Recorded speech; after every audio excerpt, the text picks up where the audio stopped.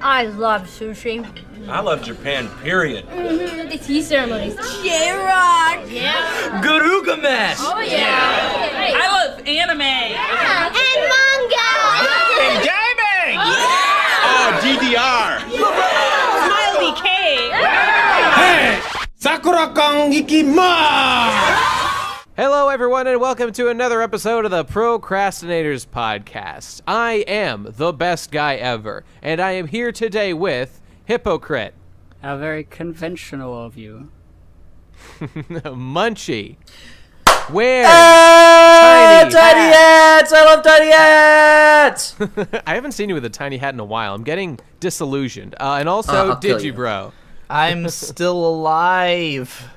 Somehow, despite all that drug and Despite alcohol how consumption. gay and dead I am, I'm still alive. That's true.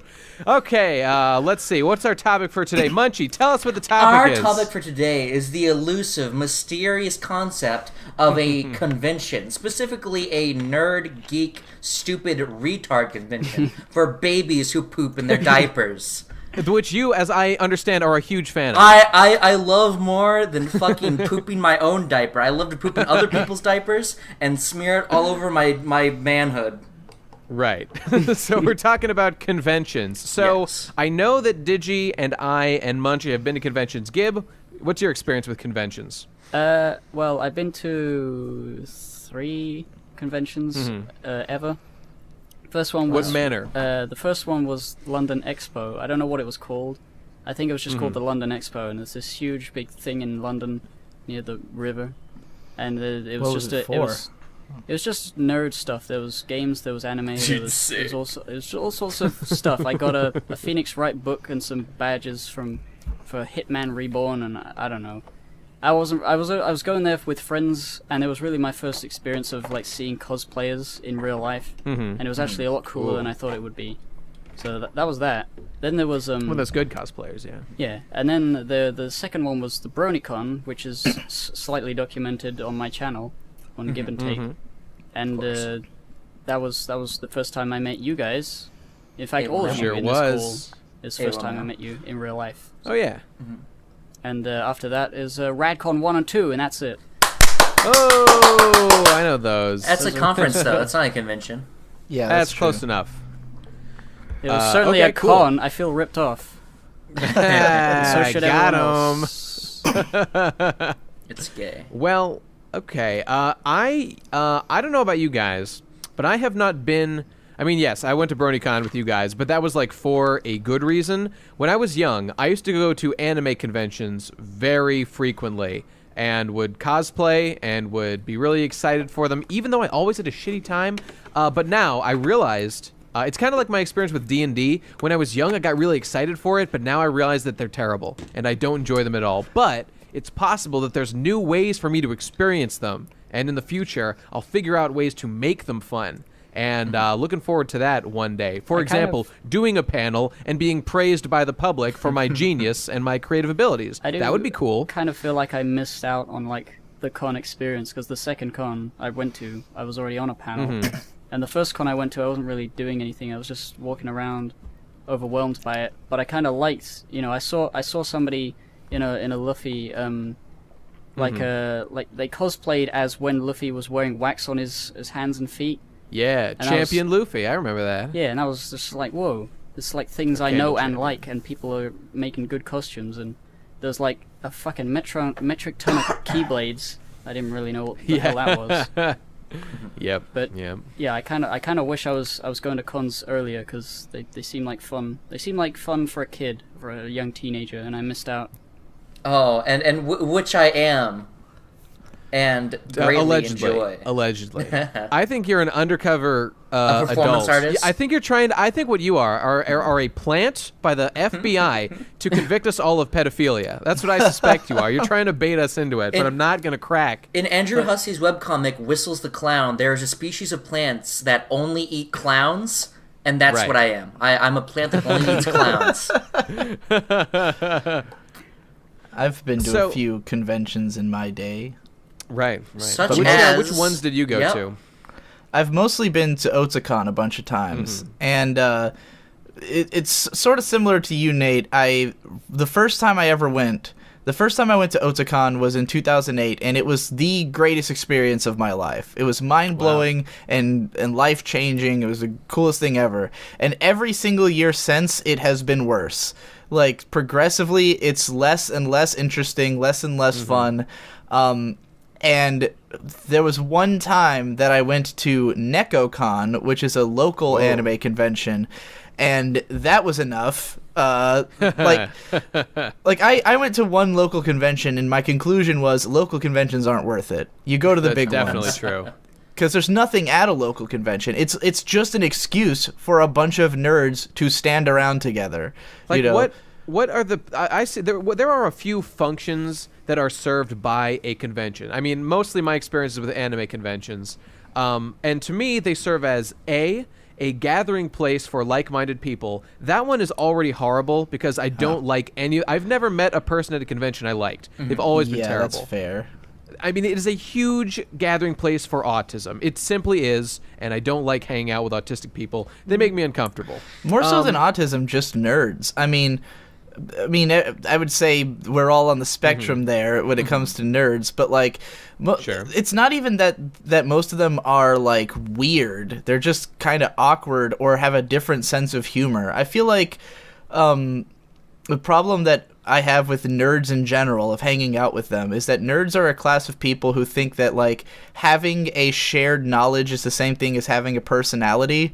Or That's true. Making a joke is simply stating a reference to a thing, and at conventions that's really amplified to the upteenth degree. Where like you could have a panel going on and someone like makes reference to like and not all shows are good, and then someone in the crowd's gonna go like Garzy's wing, and then if people go I also know what that is, and that kind of shit. That's like the element of conventions that always makes me want to not be there anymore. I don't blame people for wanting to share that kind of relationship with each other. It's just that with the absence of a decent person behind it, or just a personality behind it, that's where it's a problem. I agree. I think I hate conventions. I think Don't go. People who are awkward and fuck them. But I do appreciate the nerdy convention area for allowing like real human beings like us to convene, because like BronyCon, BronyCon was I mean at the time everyone was kind of like tired of the pony stuff, but it was just really cool to just go to a place I'm gonna need some generally know people that know you and stuff. I need some huge scare quotes on real people when it comes to us. I'm real. Well, I think that's true, but really, I wanted to talk about what is the function that a convention serves that draws people to it. Because you've talked about this before, Digi, and how like the only thing that you can get out them. I think it's because go for it. It precisely because it's mostly nerds. Because nerds don't go out and have friends. This is their only chance to get together and make their stupid jokes and not be ridiculed for it. They just want, they want an internet forum, but in IRL, IRL internet But see, forum. okay, that's true, but all right. It's just a much bigger deal for everyone, so which is why it keeps getting funded all over the place in different forms. Yeah. And I mean, maybe people have figured this out better than me, all right? But I've got an axe to grind here, because I kind of had this idea when I was young, and I started going to conventions. Me and my brother went to Anime Boston every year for like 8 years, and your brother being Ben Saint, just for anyone Saint, who's not up on the times here. That's true. And Kineticon, which was a smaller one and was less worth our time, but still went occasionally. And I've been to a few here and there. The highlight of my entire con-going experience was when I found out that, and this is like one of the things that cons are useful for, actually. Yoshitaka Amano, illustrator of Final Fantasy, was at like New York, not Comic-Con, but like some New York comic convention. And me and a friend from my anime club in college found out, and she wanted to go. I can't remember why. Actually, this was funny. This was when Gurren Lagann had just taken off in a big way, and I had not seen it yet. So we went to the convention. Everything was Gurren Lagann, and I had no idea what any of it was. It's funny thinking back to that. Crazy. But anyway, I met Amano there and got to shake his hand and have his autograph that I have to this day, and that was like the best thing a con has ever provided for me. But when I was a little kid, what I wanted out of an anime convention was nerd friends. And I would go there, I got dressed up like fucking Monkey D. Luffy. I sewed my costume with my mom for weeks, if not months, worked really hard on it, got together, all my money so I could afford to buy things and have a fun time there. And I went there, and I stood in halls, and I walked around, and I looked at things, and no friends appeared to me. No friends magically sprung up for me. And I will never forgive conventions for hyping me up for making friends and then not delivering. I'll never forget the disappointment I had when I was coming home and I just spent a bunch of money on anime bullshit I didn't need or want, and was still a sad child. That was cruel of you, fucking Anime Boston. That was very cruel of you. How cruel and unusual to present merchandise and then have the option to buy it. That's resist capitalism, baby. I kind of like that whole, like, I mean, not like being sad. I mean, like, making a costume and being a bit of a loser faggot idiot, making a costume and wearing a costume. I kind of want to do that still. Like, even though I know there's nothing to really be gained from it, I kind of want to make a really terrible Homestuck It's fun. cosplay It's fun of some in kind. and of itself. And then, if you to go to a with friends, though, it's totally different. I never went with friends. I went with my brother, who it wasn't cool to hang out with, and my mom. So, like, I was just there hoping things would happen for me, and they didn't. Yeah, Nate, we have to understand is the reason I like cons because I exclusively go to cons with friends, and that's probably why they're fucking fun. blast.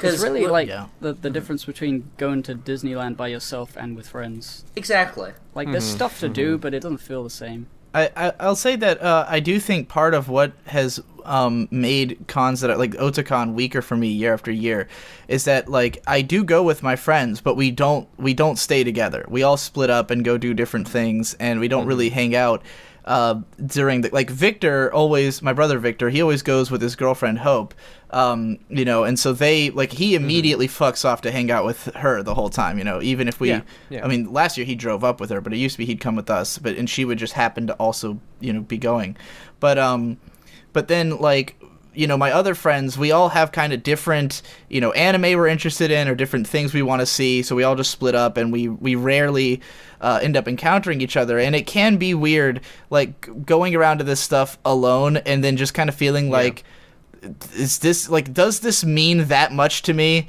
that I'm willing to, drive 4.5 hours and spend all this money just to, like, be in this place so I can sit alone and, and just see this thing that I've seen some variation of 8 times already, no matter what it is. Yeah. To me, it feels really like 2006 in the sense of, like, I don't know, like, it reminds me of a time when, like, Full Metal Alchemist, the first one, had come out, and everyone was getting really excited about it and watching things on the fucking Adult Swim and Toonami, and, like, there was an emergence of this culture, but now, I don't know, I feel like it's gotten a little stale. I mean, there was a time where... I'm over it. Yeah, there was a time where you could go to a convention and, like, every anime convention has, like, screenings of different shows.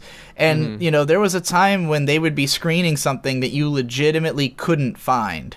Like, you did not know where to buy the DVD or the VHS. You didn't know where to stream it or download it. Like, you could go to a convention and see something that like, just sitting and watching anime could actually be valuable. And now it's like there's no, like, when you go to those screenings now, they literally stream them off Crunchyroll. Like, it's just them playing Crunchyroll on a screen, It's like I could just thinking about that is hilarious. Yeah, and I mean it like, even if you were going with your friends, it's like I could sit with my friends and watch this at home, and instead I'm watching it in a giant group, and, like, there are times where that can be fun, to see an audience react to something, but then there's the other times where the audience is laughing at the wrong moments, and it, like, I get...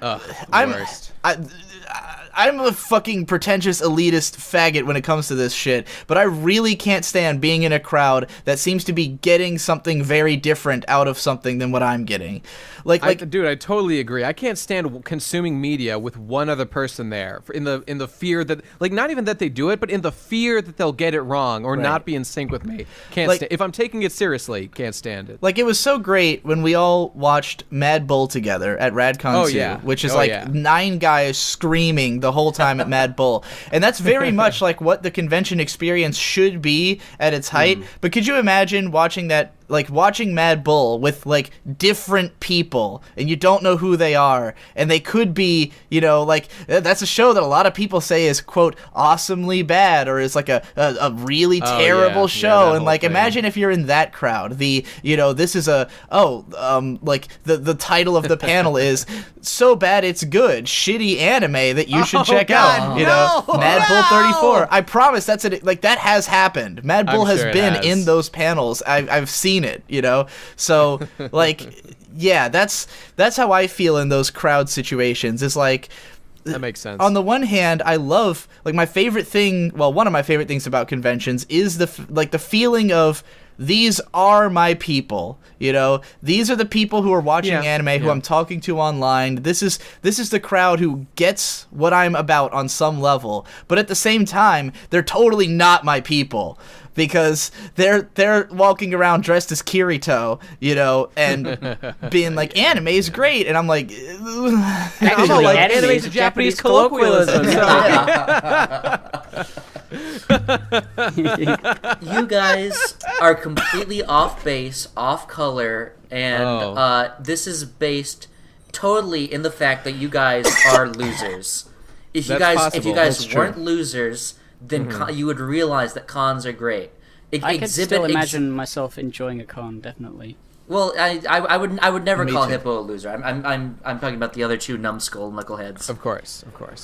I'm hoping this year to fly out to stay with Munchie for Anime Expo. Yeah. So. But believe me, I have like a whole like fucking history of every con I've been to and the ups and downs of each con. I heard the crinkling of a piece of paper when you said that. Yeah, you actually wrote this down. I actually have one. Anyway, cons are great because they offer 3 things, and by 3 things I mean I'm thinking of one in my head, and once I'm done with that one, I'll probably have more ideas in my head. Okay, when you get your bros, when you get your beefcakes, when you get your manly fucking men that you surround yourself with on a daily basis, you know, the fucking your people, your stash bros, your ham boys, right? When you get them all in a car and you go up to some like shitty like anime, like you all hate anime, not you, but as in like you and your friends all hate anime. And you go up to an anime convention. It's fucking great because you just get to belittle, ridicule, and antagonize all of the goers of the con. Go to panels, ruin them. You know what you are, Munchie? Yes. You're a fucking Chad. That's what you are. You're a disgusting fucking Chad. I'm just a little boy trying to make friends, and here you come with you and your fucking bully squad trying to embarrass me and make fun of the things that I love. Go fuck yourself, Munchie. Munchie, have you gone to a furry convention and done that? Oh my god, no! But that's been a fucking top billing, dude. Well, I guess you could. Well, I have been to various brony conventions, so yeah, it's just like half and half. Is that why you were at BronyCon? Just to laugh at us? No. That was a fucking Munchie? joke. That was a charade. That was a meme. That was a jest. I like to go with my friends to conventions because we like me and my friends are both in sync and we know what we will like and we go to the same panels together because you know we both have an appreciation for whoever the fuck Japanese retard bitch whoever's talking. You know you want. I like how this has gone from me and my friends to we, the two of us, have this connection. I'm getting one a guy. slightly different feeling from this description Well, now. yes. It's one guy, but he changes masks more often. Oh, okay. He plays many roles in Munchie's life. You know. No. He as in one to 2 people come, but it's always like as in people. he finds victims and he skins them. As and in wears I their skins, kill right. Native Americans. What was they fucking? Oh yeah, we go there and we talk all about how you like conventions. Yeah, and we all we appreciate the panels together, and then we go buy merch where we couldn't buy it anywhere else, or at least I don't know how to. I don't know how to use the fucking computer. It's hard. See, the merch is a big thing. That's like the one good thing about conventions. One time I literally asked Digi how to buy anime because I didn't know how to, and then he taught me, and then I still didn't know. Did you ask me that, and then I immediately made that entire 40-minute buyer's guide to anime? Is that what happened? No. I asked you like a year after that, and then like while you were teaching me, I Google searched like how to buy anime merch. And then I saw that thumbnail, and then I remember that. I linked you the thumbnail with fire around your eyes and like you glowing like a fucking golden crisp god. Anyway, so you can buy the merch with your meaty sockets.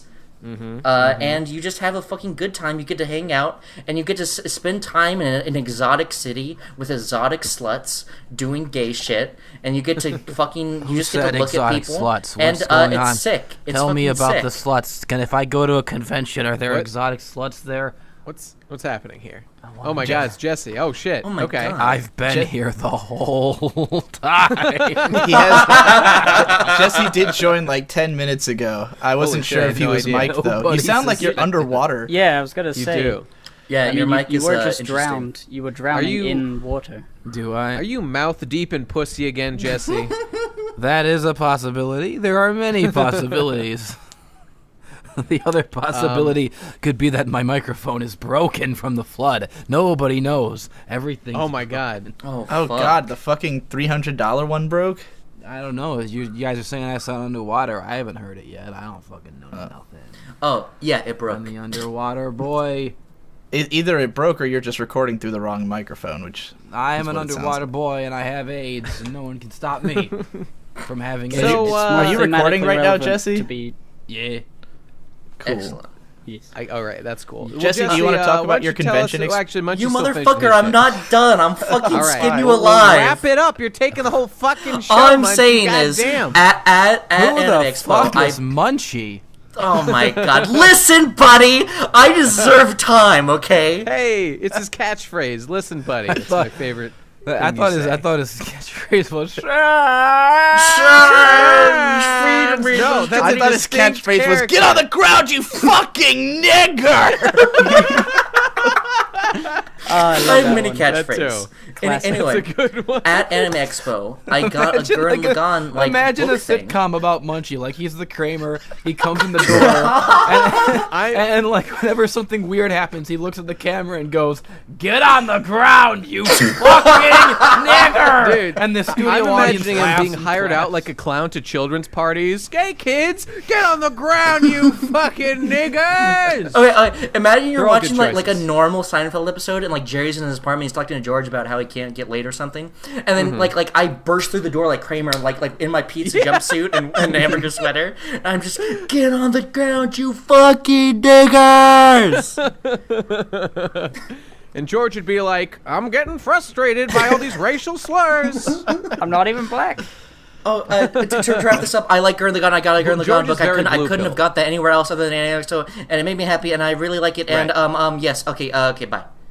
Merchandise is cool. That's one fun thing. I never would have ever gotten Kingdom Hearts 2 Final Mix Plus if I hadn't seen it that fateful day exactly. and I that still convention haven't like window got and a bought good it. like convention piece of merchandise yet. It's about the Like on fucking the- experience. I guess. I've probably Did spent you buy your over... Diamond Tiara fucking plushie at Yeah, but that was a BronyCon? piece of shit. It was like the worst kind of the cheapest made plushie. Oh. She's Diamond Tiara is crying right now. She's Diamond wounded. Tiara is so rich. She deserves to be made out of fucking gold. That's I true. got the That's cheapest one because I'm a bitch. But I couldn't find a better one, and I was. I've probably lifetime spent like at least $5,000 on merch at conventions.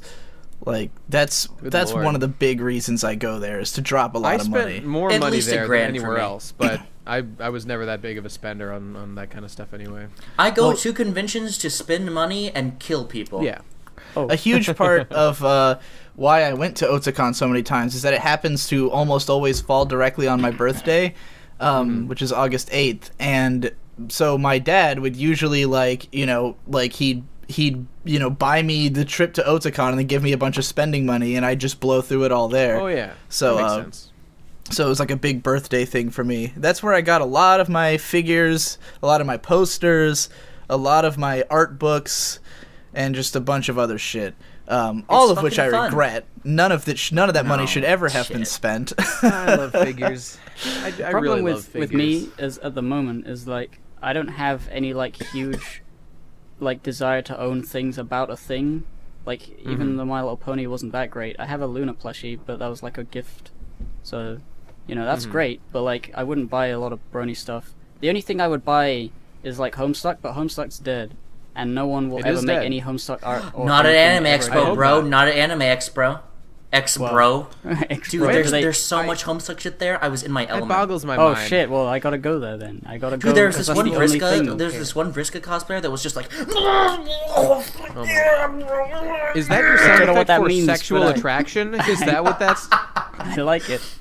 Yeah, Alright, you, so- you know when you start to foam at the mouth and also foam at your penis. Yes. Yes, I do. You've all kind of covered my main reasons for going to conventions, but I want to summarize them. Like there's pretty much 3 big ones, and then a 4th one that applies to me and you guys to some extent. Well, to the same extent, really. But anyways, the first big reason is being around your people. To whatever Yeah. ills or gains that Awesome. may entail, and for me, the best, like the ultimate, being around my people thing, because like out in the convention halls, I don't care, man. It's just a bunch of fucking people I don't want to talk to. In the panels, I don't care. But there's one place I go at Otakon every year, and I spend hours there, which is Ota Karaoke. I hang out in the karaoke room all day and just listen to people attempt to sing anime songs. And that's when I truly feel at home. Because you have to have a certain level of, like, passion to want to do that. It's to an audience Sure, of nobody. There's only, like, 10 people who hang out in there.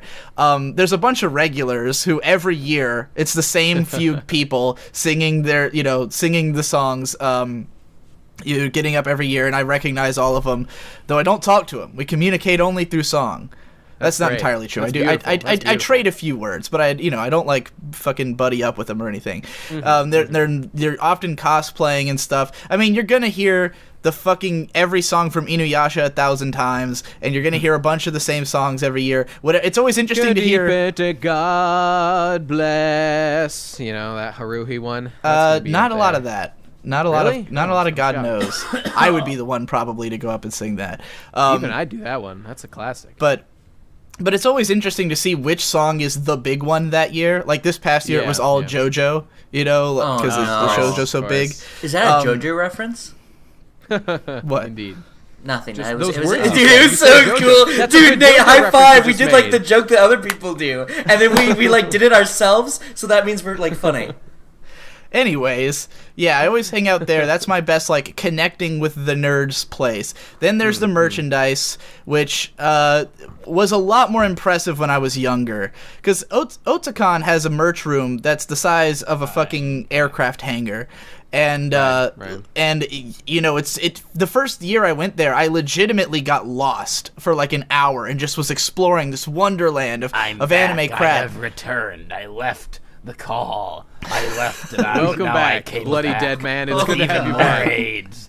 Oh no, bloody dead man's gonna bloody kill us. I left I think to increase my AIDS. that's Babadook's spook. More AIDS. This is just can't me. tell This who is it just is. my voice now.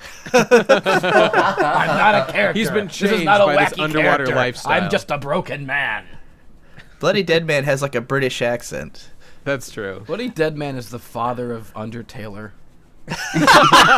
Dad, I got true. barflies in my eye sockets again. Ron, I thought I told you that I'd disown you. You're not my family anymore. Son killed that bitch. No, you are a he's not my disgrace. dad. You are a disgrace to the he's like gay. You're a disgrace to the Such Dead lore. Man family name because you're weird in just slightly a different way than me. You're just slightly. It makes total sense. Like the bloody dead man disowned his son because he liked Undertale too much, and now Sans Yeah. is his surrogate father. Yeah, he's he's perverted Oh my in God. just slightly the wrong way, and I don't want him anymore. And I never had a father figure. That's why I want to suck your weirdness with my own fathers. Listen, you little ingrate, I've tried to suck many a lemon pipe in my day, and when I do it, I bite 'em because I'm kind of a vampire, maybe, or something. I don't know. Dad, it's not my fault the botflies choose me. They chose me. I didn't choose the botfly lifestyle. Yes, and the last botfly that I was in a committed relationship with was your mother, and she was a vampire botfly. Oh my God, his mother was a botfly. That explains everything. You think botflies This is are canon, by bad? the way. These vampire botflies, they get inside your lemon pipe and they turn it into a Kool-Aid pipe. They turn you into a bloody dead man. They turn you into a fucking ruddy, leaky, bloody dead man cock is what I've got. I'm a goddamn dead boy. No! Has anyone else Fuck you, ever thought- son. No, Dad, you're gay. You stop. Some have Stop called being me that. gay. Many damn have it. called me that in my 5,000 years on this earth, gay. But it's only one of the many things I am. Bitch. I'm on a quest to save Sans. Sans told me to kill all the gay people, and now I'll have to kill you. That's what I've talked to you. I haven't talked to you in 16 years, but now I will finish the fight. I will 16 fuel the fight. years is but a blink of an eye to me. I've been open since before the dawn of time. I only went out to the store to get a pack of cigarettes. I was going to come back one of these centuries, I swear. Lend me strength so I can kill my bitch dad. There's no such thing as Sans, No. and I hate my son. Fuck you. You get gay. Oh no, they left. Where'd they go? Oh, they're gone.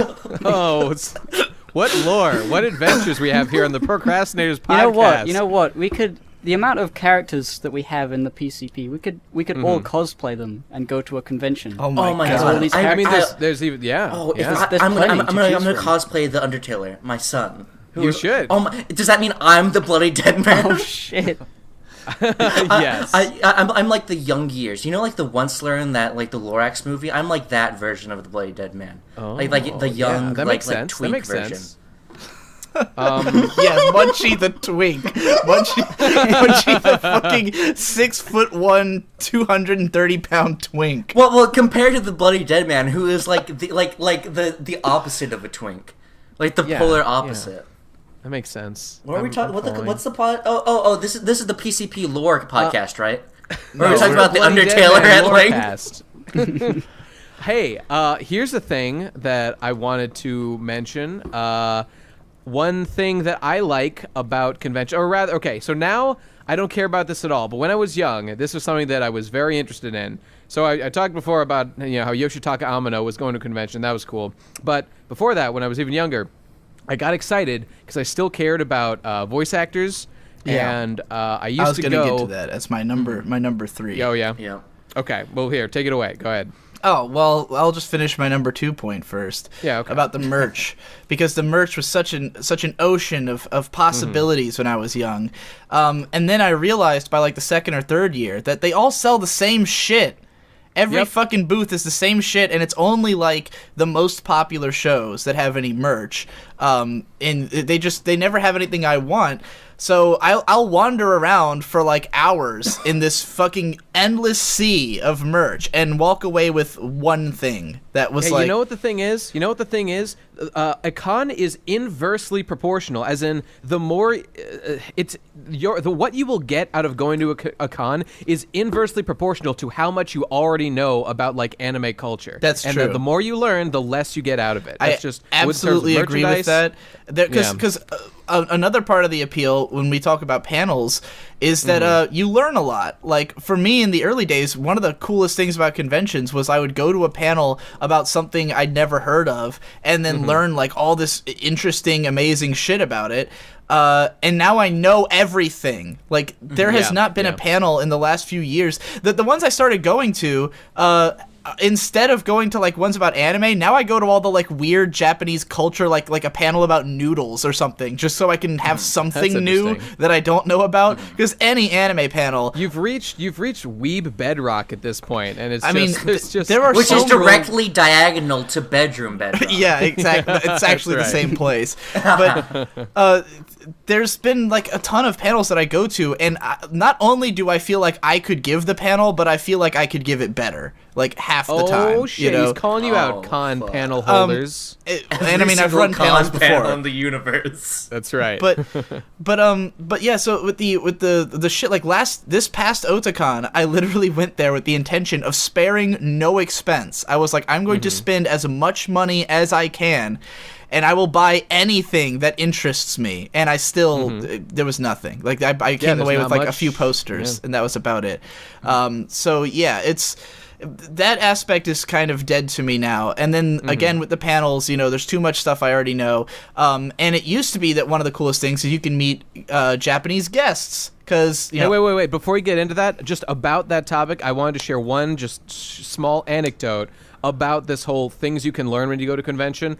I have to admit, my first visit to a convention was definitely, I want to say almost definitely worth going, because I remember this was when I had gotten into One Piece in a big way off of the 4Kids dub, and so I was there in my full Luffy costume with my big captain's coat that I still wear. My Gurren Lagann one is, I don't know if I've ever mentioned this, but the Gurren Lagann coat I wear is just my One Piece coat I made way back in the day, just with the Gurren Lagann thing sewn onto the back. There's some lore for you, but when I was there, I happened upon another cosplayer, a Zoro cosplayer, and this exchange would come to define my life for decades to come.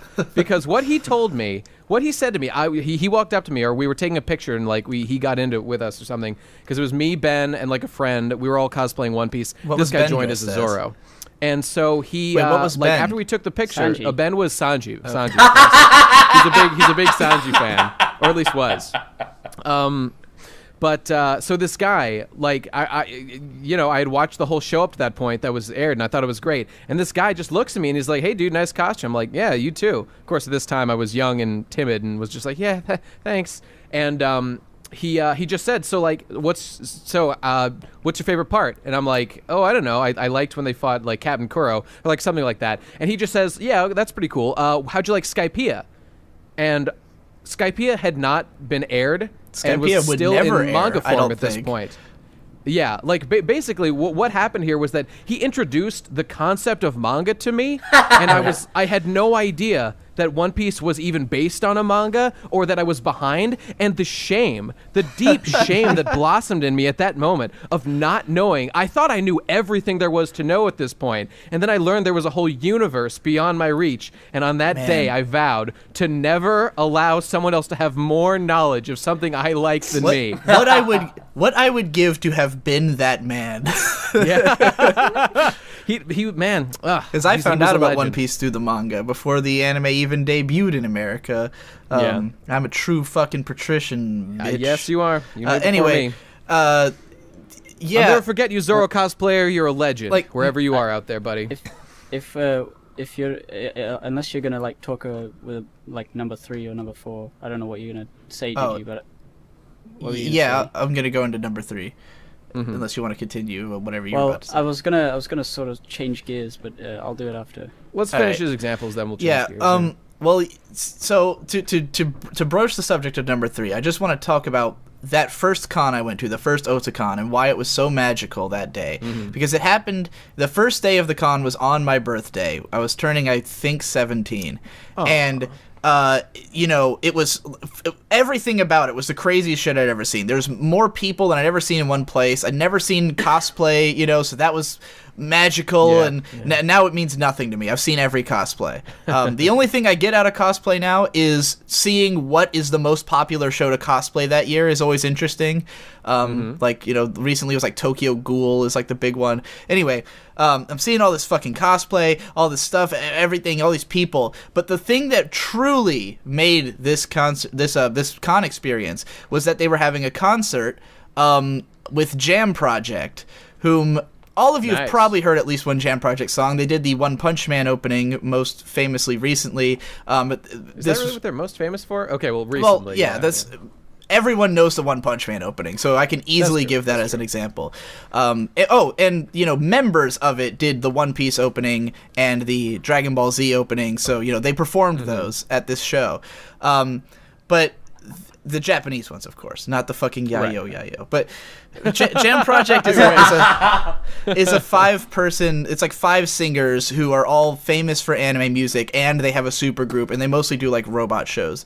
But anyways, they were doing a show on my birthday at Otakon, you know, and I went to this show, and they fucking, you know, they sing all these incredible songs, and for their encore, they sang the OP to The Soul Taker, which is my favorite anime opening of all time. That I'd sang, like, the opening lines of The Soul Taker is this woman singing, like, Kizutsuita Hibi no Mukoni, and it's like this, like, epic rise up, and me and my brother would, like, sing that when we were, like, unboxing it's like a new piece of equipment or something, like, you know, real autism shit. So they played that song. It was the greatest thing I'd ever seen in my life, you know.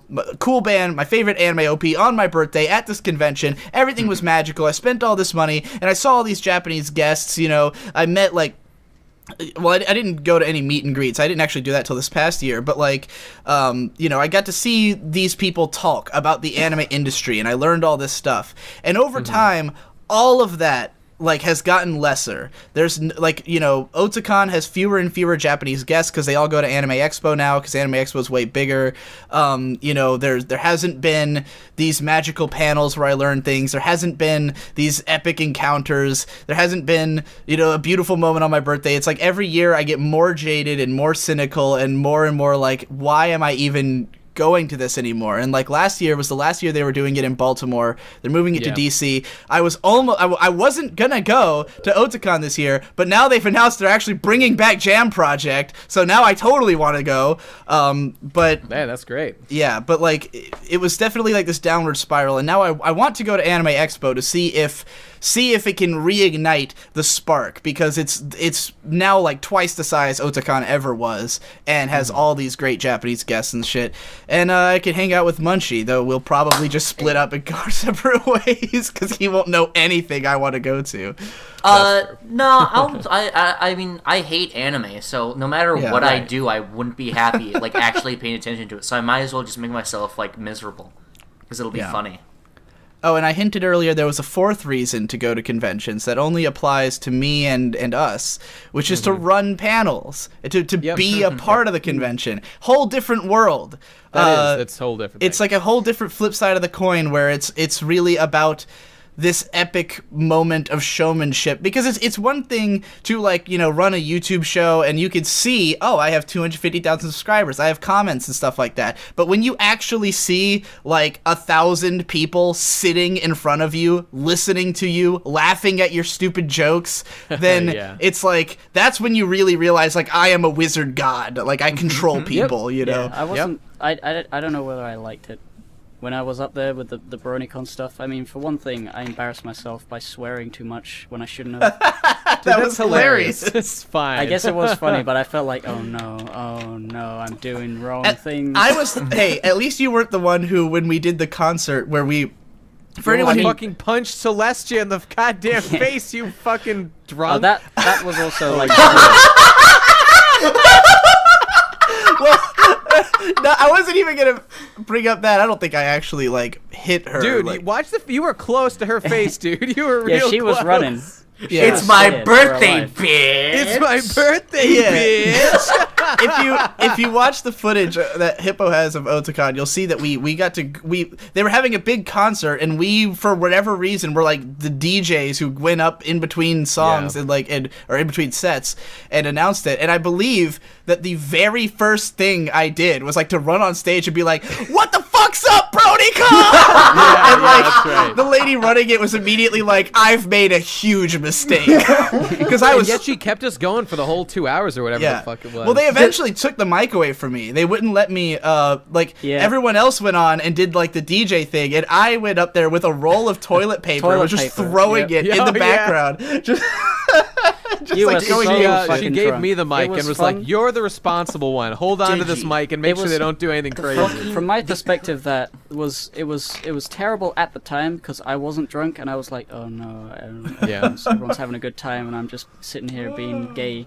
But watching the footage, it was great. You know, even though when I went up on stage, I didn't know what to do. I was just standing in the middle of the stage for like 5 seconds, not really doing anything. I didn't have a mic. I didn't know what to do. So I was just like, here I am. I'm definitely part a of this little group. embarrassed. I'm pretty sure I thinking had back the and most looking at fun the I've footage. ever had in my life at that that concert. I mean, hated looking it. back on it, like, remember when there was that one part where, like, everyone backstage, like, all went out and started dancing all together. Yeah. And we were all fucking going nuts. It was crazy. And I don't know, that was awesome. I definitely was embarrassing myself. And looking at it now, actually not now, but when I first watched it back, I was like, oh god, I will never be okay with this. But at this point now, I'm totally comfortable with it, and it just is just amusing to me. Digi, the image of you being completely like drunk, like not even be able to like recognize your surroundings, being sang to by Nicole Oliver, "You Are My Sunshine," just staring at like nothing. It was the weirdest fucking thing because no one warned me, no one gave me stage directions or told me what was going on. I just all of a sudden have like a I don't know if she's a famous voice actress per se, but you know, for this Brony she is. For Brony. In the context of this convention, essentially a literal goddess. You know, that's true. Putting her, and I remember having this moment where I felt really bad because of the fact that I didn't care about My Little Pony anymore. Like, like I felt it was like if this had happened 2 years prior, I would be like crying. You know, like this would be so meaningful to me, and instead I'm up here obliterated shit-faced with like I don't care about anyone in this place at all. I have I'm out here because it's fun for me to be a drunken idiot, not because I actually care about this crowd. And like their goddess is singing to me for my birthday, and I was just like, "This is wrong." I have a bad man. Your god to me is just another slut, and it's my birthday, bitch. What's that? What is that clip? I said that somewhere, right? I don't know. It's when we're all walking to the thing, and Victor, or maybe I was holding. No, it was Victor holding the camera, watching you be drunk and punching Nate and stuff, and then Victor comments that, "Oh, I wish I was as drunk as you." It's like, it's my birthday, bitch, and then just splice that onto the part where you almost hit her. That's right. When you were pretending to fight Jesse. That was one of the funniest edits I've ever seen in my life. That's the funniest. The best part about that was her fucking face. Like I just sang to this person. I just sang like "You're My Sunshine" to this person, and now they're like fighting on stage. You changed her whole view of the human race and what to expect when like good things. I got the impression when I watched that footage. I got the impression that she realized what was like that she she was scared and trying to get out of the way, but she realized that this was a drunken, insane party, and that these are. Like, I actually remember seeing her backstage, just thinking, "Oh, what's going on up there?" It's like, is someone getting a birthday? Like I was backstage looking at her. I was like, is that who? I don't know who that is, but I think it's someone. I mean, she went and did that. It was just so weird. Let's be real. The brony community, there's a lot of infantilization in there, right? Mm-hmm. Like, the idea of the character Princess Celestia singing to you is like, oh, you're my child, you're all my children kind of thing. It's like, but in that moment, I think she remembered, oh yeah, this is like a drunken 23-year-old man. When you started swinging, yes, I think she remembered. This is a grown, bearded, fat, dangerous man who fat and dangerous. That should be the name of your biography, Fat and Dangerous. No, Gayer Than God is the name of my biography. Okay, all right, fine. But Fat and Dangerous will be the sequel. It goes dead and gay, the postmortem, and then dead Fat and gay, dangerous, and then Gayer Than God. Dead and Gay will be the finale. I think I was already planning to make a Gayer Than God song for the Gay and Dead album, but I think I'll also make Fat and Dangerous a song. Fantastic. It'll be like a big, fat, like fucking Atlanta-style heavy beat, like Killer Mike song. It's gonna be awesome. One of the samples is "It's My Birthday, Bitch." Yeah. Oh, that should definitely be one of them. That should definitely be one. Oh my god. Yes. So I think it's fair to say that if you're on the side of making or being the one up on stage doing things at cons, that changes the game and it's pretty fun most of the time. It's pretty fun if you're used to it. I was so overwhelmed like in the panel and on the thing that I kind of hated it at the end. Well, that was only your second convention though, so you were probably still acclimating in general, and then going up on stage is just another big change, so. Also, the I think- fact I that we think had personally that you should group give us some more shit, like tracks. we all had, what is it, Wendy's or something? The group We were all shit, thinking yeah. of Oh, like, yeah. I kind of Literally. needed to shit through that whole panel.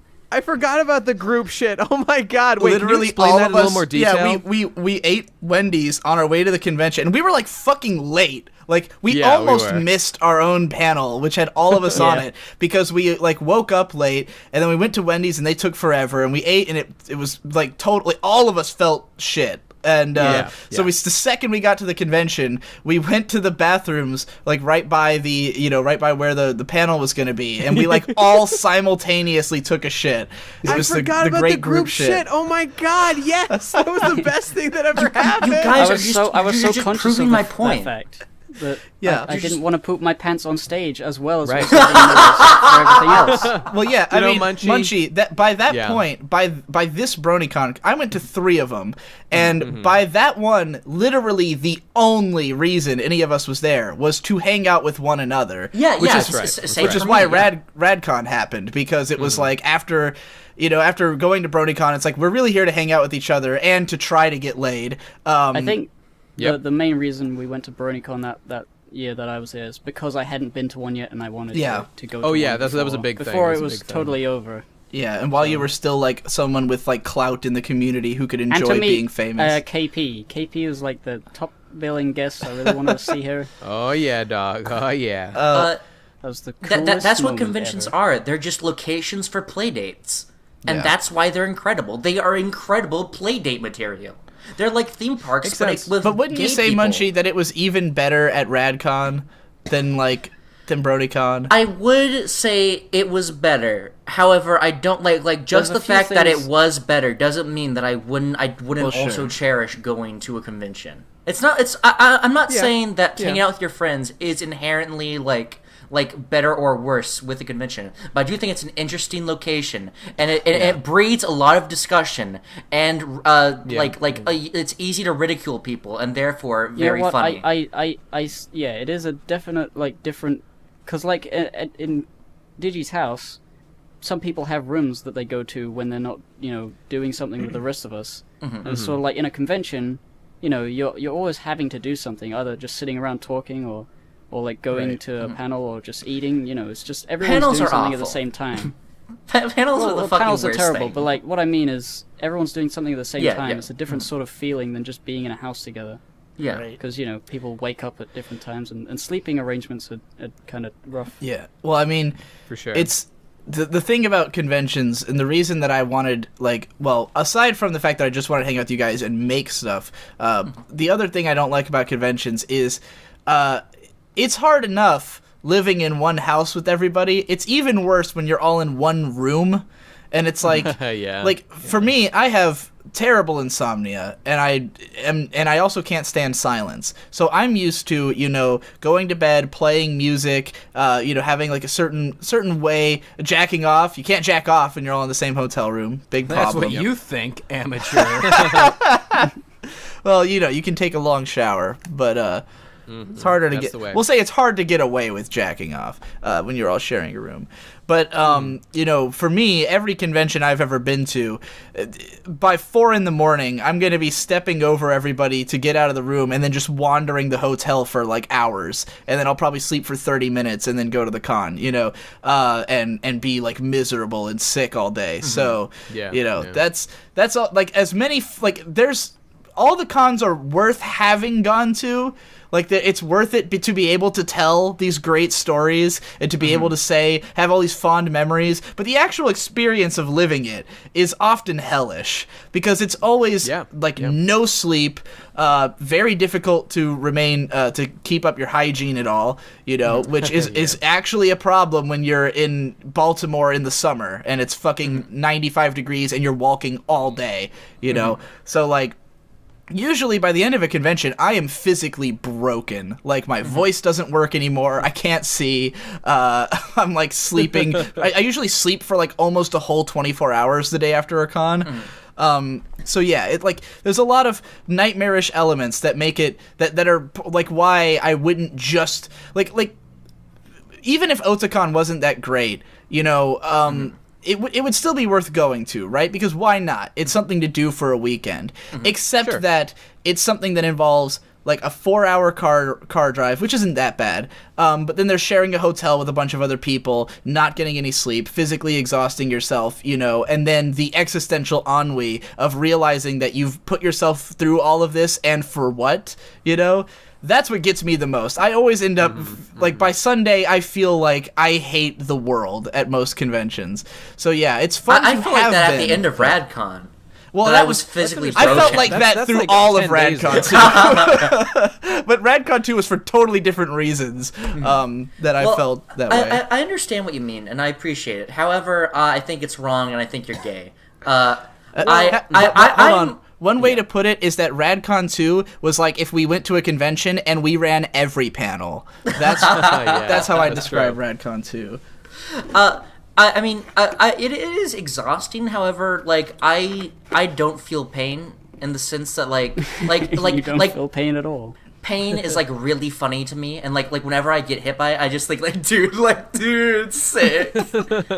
and I sometimes literally. Here is a this is like a part of my life that you need to understand to get me. And I will title this chapter of my life. Seinfeld was like a mind break doujin for real life.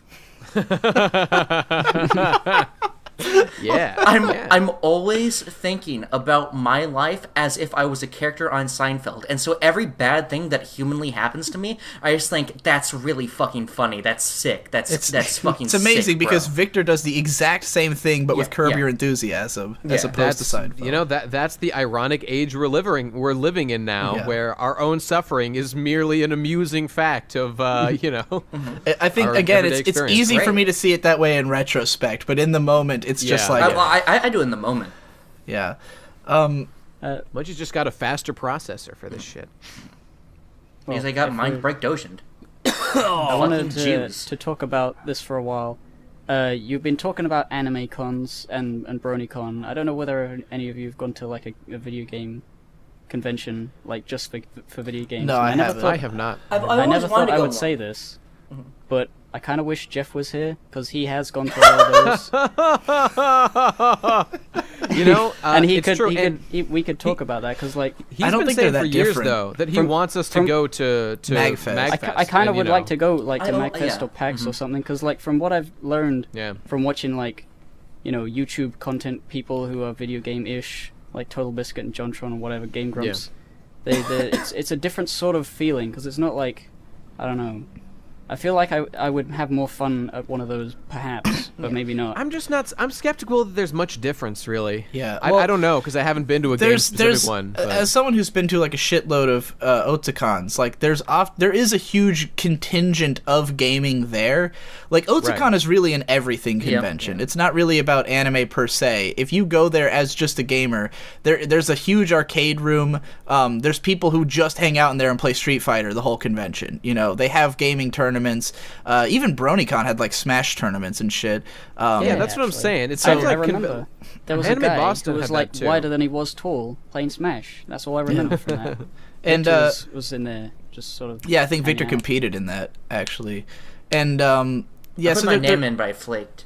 There's a pretty big arcade room. I never have the patience to like wait to be able to play one of the games. Yeah. The only time I was excited enough about a video game they had, because they don't have like a lot of really cool, interesting arcade cabinets at Otakon, unfortunately. And I would like to go to a gaming convention if they had like a legit arcade, like if they had games that I really had heard of and spoken in soft whispers and always wanted to see. The only time I got really excited was when they had Dengeki Bunko Fighting Climax, which had not come out yet in the US, which is the game where you fight light novel characters and you get to beat up Kirito and shit. Except that there was this fucking guy at the, they had two cabinets, so everyone was fighting each other.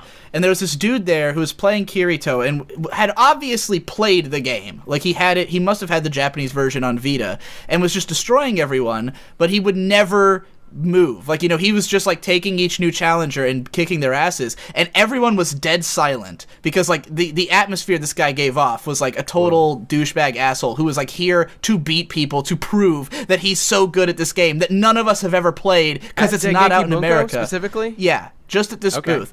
And so there's probably like 6 people, and we're each like moving through the line, and each person will like get up, fight him, lose, and then just silently walk away, and the next person goes up. Why didn't anyone make this guy fucking move? Just because, you lose the match and you walk away, and it was new people coming up, like nobody was like hanging out around the machine. It was just like people were, all right, that's fine, lining up to play and realizing this guy. But I was there long enough to see that he had, beaten down all these people, and of course I tried and I got my ass kicked because he knew the auto combo. He wasn't even like great at the game. It's just he had played the fucking thing, and I was so mad at that guy. I literally wanted him dead. I was like, I will train at this game for the rest of my life just so I could beat this guy and rub it in his face, I'd like to see your Oreimo against his. I assume he was a Kirito player. He was playing Kirito. How did I know? I said it, but. Well, that's how I knew. But I was at the time I had tried playing Shauna because Shauna was gonna be my main. I wanted her to be like the one I would play in the game, but I ended up being good with Kirino. Anyways, so I haven't hung out in the gaming room much, but I do kind of want to go to MagFest, not so much for the gaming, but because it's specifically a gaming and music convention. Like it's more about like nerdcore bands and shit playing. Yeah. I'm sure Tupperware Remix Party's probably played there. Protoman plays there. They have, and I want to see them there one time. Yeah. I just got back. I didn't do whatever about it. Yeah. Like, I don't know. I wouldn't have been like unwilling to go to MagFest, but Jeff wanted us to go to that and RadCon, and I was like, we can't. RadCon's an event for making things, and there's like a schedule for it, and we cannot afford to go to that and MagFest. I kind of would like to go at some point with Jeff and all that. As a big old Procrastinators MagFest group. Yeah, it would be fun. That could be cool. It's just affording it. Maybe he could be the guy to introduce us to, I don't know, fucking everybody. Super Bunny Hop. I hate all of those. I don't dislike them. I'd be happy to just see. Oh yeah, I mean, it's just that it's just not my crowd right now. I mean, maybe it could be. But I just didn't know anything about it. I'd certainly like to meet Bunny Hop. He's cool. But anyway, yeah, but. Oh yeah, so I do agree though that gaming conventions seem different going by because there's a lot more gaming, like there's more hands-on and gaming. There it is. It's more of like you're going there more to do something as opposed like with an anime convention. If you go to all these panels that are like the informative ones, again, like if you already know the stuff, it's completely useless. Like you might get to meet some cool industry people, but at a video game convention, there's often actually a game there that you could not play elsewhere. That's interesting. That's probably what I'd want to go for the most. But I doubt they're that different from anime cons. I'm ready to make a sweeping proclamation about the function of conventions and what they should be used for and what purpose they serve. Evil. Conventions are something that children should go to. Yeah, they are best for young adults, like 12, 13, that sort of range. And they're just you're gonna get less out of them as you get older. And I'll tell you why. And if you go with friends and you just tool around, then you can go at any age. That'll be fine. But the usefulness of the actual thing is best for the young, and I'll tell you why. It's because, there's this thing I said before of just the more you know about the subject matter, the less you get out of it.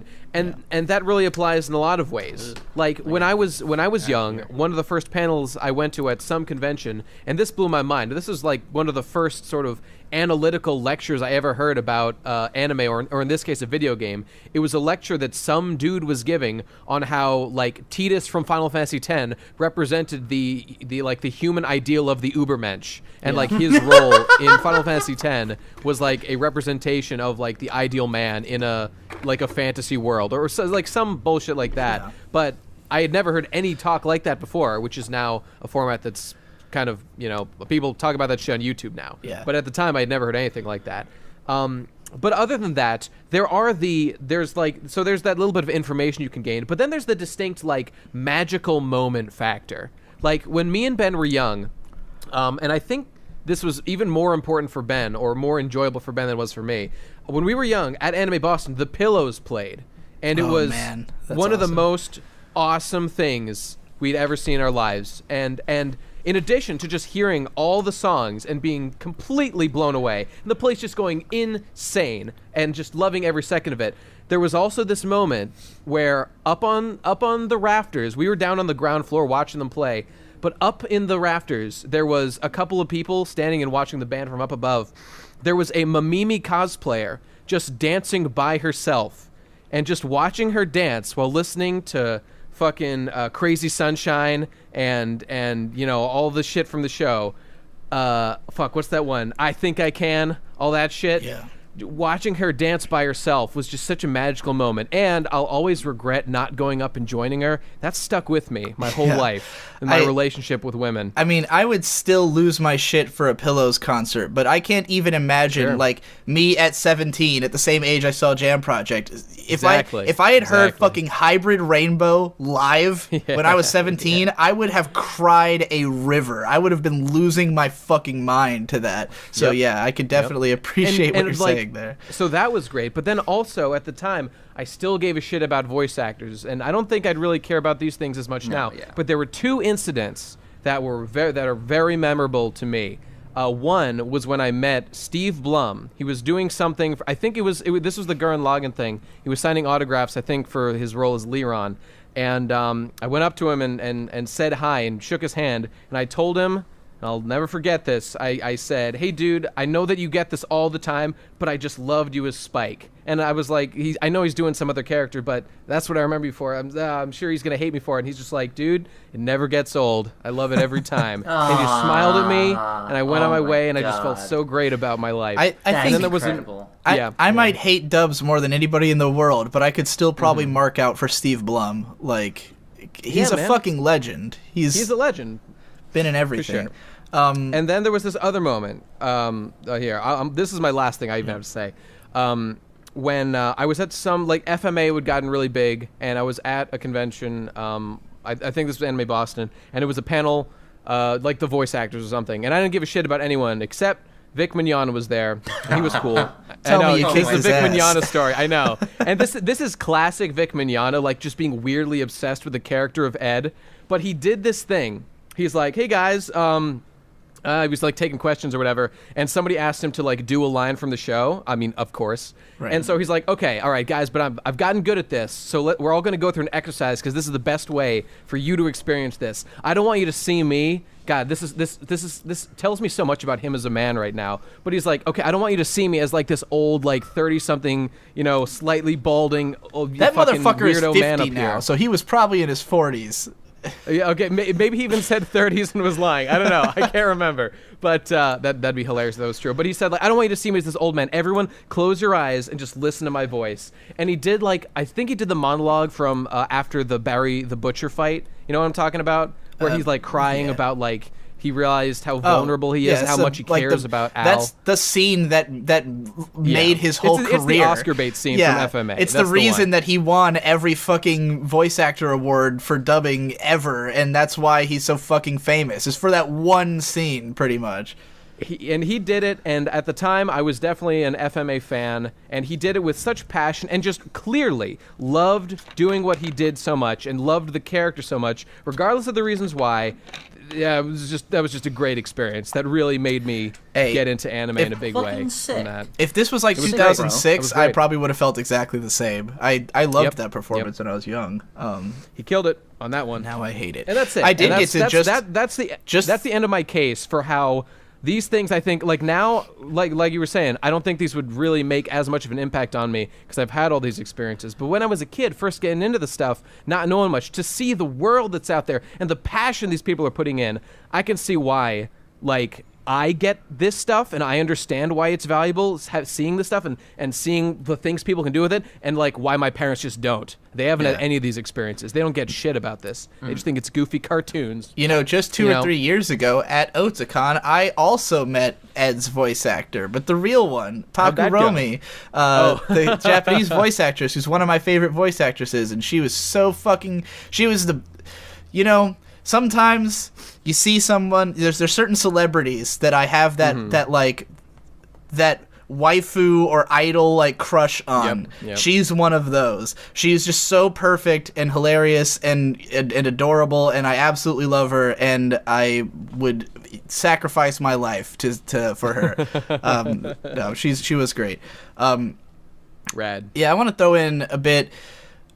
I'll probably have more to say about this possibly in the future if I take up any of these, because I've run a few panels at conventions. The first one I did was at NecoCon, which is why I went to NecoCon that year, because me and this guy named who?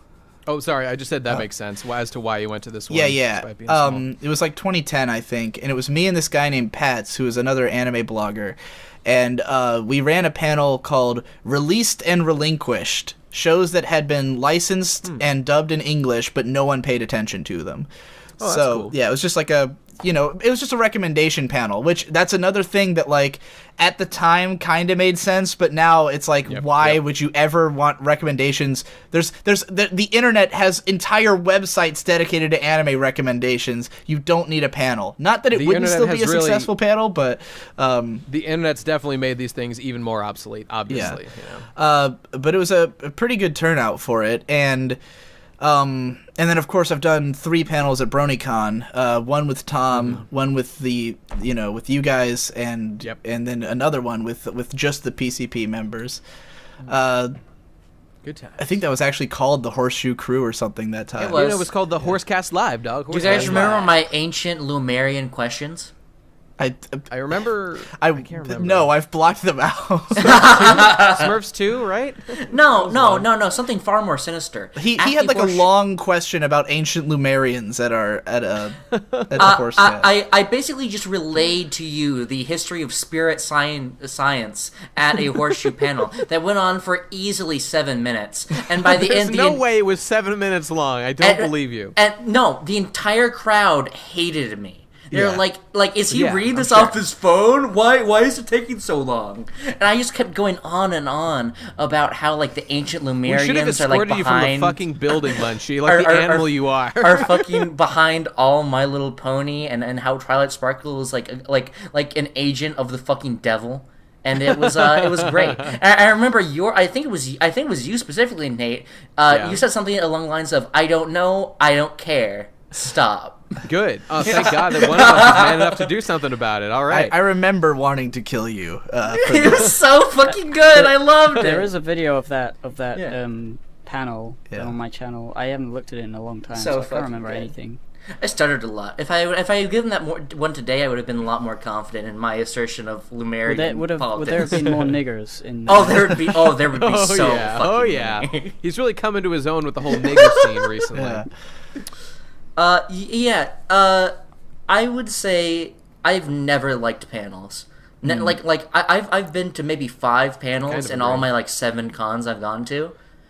They all fucking suck. I've had some of my a lot of my best con experiences have been panels, like the one Charles Dunbar gave on Kill La Kill that totally changed my opinion of the show. And like I've seen a bunch of. I wish I could see that panel. I'd like to see that panel. Yeah, I wish it existed somewhere. He was supposedly writing a book of that panel, and I don't think it ever came out. Okay. Yeah, but so I've been to some that like really changed my opinion of shows or just educated me on stuff. Some are just fun and interesting. Like there's this one dude who always does like a Japanese noise panel, like literally about noise music, which is such a weird fucking obscure thing to do at a con. But he was like this really knowledgeable dude, and like being in a room with like 40 other guys and listening to fucking noise music is a surreal and hilarious experience. That I highly recommend. You know why I fear every panel I go to It's because I mentioned this before. I don't trust con-goers to not embarrass themselves, and I am such a wonderful, sensitive human being that when other people humiliate themselves, I feel humiliated. Well, so I can't That's abide what cringe is. Thankfully, I've gotten really good at both. I mean, there's certain people who do panels, like Charles Dunbar, the guy who did that Kill La Kill panel. He goes to he gets invited to 13 cons a year and does 5 panels per con. So it's practically a job for him. So for someone like that, they're gonna put on a good panel. It's good. You know. I'm not talking about him. I mean when those. Well, I mean that's always a possibility. But I just specifically meant when they get questions from the crowd. Those people. Well, the don't good trust ones, them, the good they're bad. panels usually don't do that. Yeah, thank God for that. The really good, the people who know what they're doing will probably have a fully stacked 90 minutes. There's a lot of panels that are absolute garbage fire, even at Otakon, because it'll be people who don't know what they're doing, and they'll get up there and just either not know their subject or not be prepared, or someone doesn't show up, or something breaks. But I'm pretty good at figuring out which ones those are going to be, because every year at Otakon, one of my friends will tell me yeah, we went to that one because it had a hilarious title and it sounded like it would be great, but it turned out they had no idea what they were doing. And I was like, you could tell that by the description, if it's just a hilarious title, but there's no indication of who's running the panel, or something in the description that catches your eye, it's probably not good. God, I had something like that at BronyCon. It was there was this one panel that I went to, and I could have found out that was bad by the description. It was I read the description, and it was something thoroughly analyzing My Little Pony live, or something fucking awful like that. But I went anyway. Didn't see that one coming. Clap for Munchie, clap for Munchie, clap for Munchie. Press 1 if that was the shittiest joke you ever heard in your entire fucking life. I actually didn't see it coming. Really? But our panels were awful. I mean, people loved them, but we literally had no plan for any panel. I tried to put together a plan, but you guys were just let's just take questions. Let's just take questions, which frankly was a better idea. So because the crowd just wants to hear us talk, they don't give a fuck, and we're all funny, and we can just riff off of whatever they say.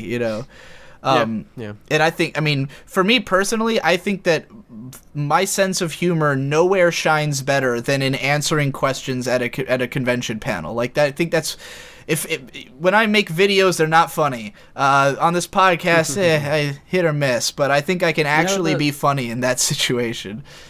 Whatever I see, my favorite panel that I've ever seen in a video setting has always been Egoraptor's solo panel where he's just talking about stuff to a crowd. He's standing around with a mic. He is good at that. Whoa, he is good at that. That was it's just such a nice. It made me like the idea of panels and want to be on a panel by myself. Just say, yeah, I'm just chatting with it. I knew it would be difficult. I got to admit, do. he handled that panel like a pro. The way that Egoraptor runs, one of my favorite videos of his. The way that he runs his panels is exactly how I try to do so. With the two that we did as a group, then there was a lot more spread out. When as a group, it's kind of difficult because everyone wants to say something. But the one that was just me and Tom, at all the panels, I usually am the one who does the most talking, but the one with me and Tom in particular was it was pretty much me and the crowd, and then Tom offering thoughts sometimes about, when I asked him, Tom, what do you think about this? But it was great fun to do that, and I'd love to do doing solo panels is super fun, and I'd love to do it all the time. Just imagine how important you feel as the only guy up there, Yeah. I'm interested in it mostly for the power trip. That's what I want. The power trip's a lot of fun, and just the feeling. Well, because what I think makes it what makes it fun for me is that it's an opportunity to simultaneously say to the crowd, hey, you guys are all great, and I really appreciate all of you, while also just ragging on them incessantly. Because that's what I like. When people ask me a dumb question, I will make them. I'll answer it in such a way that's you're dumb, but thankfully, you've given me the tools for me to use my genius to make this interesting. That's the right way to do it. Yeah, it's fun. Great. And I've been recently I've been invited to some conventions. There's one in particular in New Jersey, and they want me to come up. It's in I don't know, April or May or June, maybe June.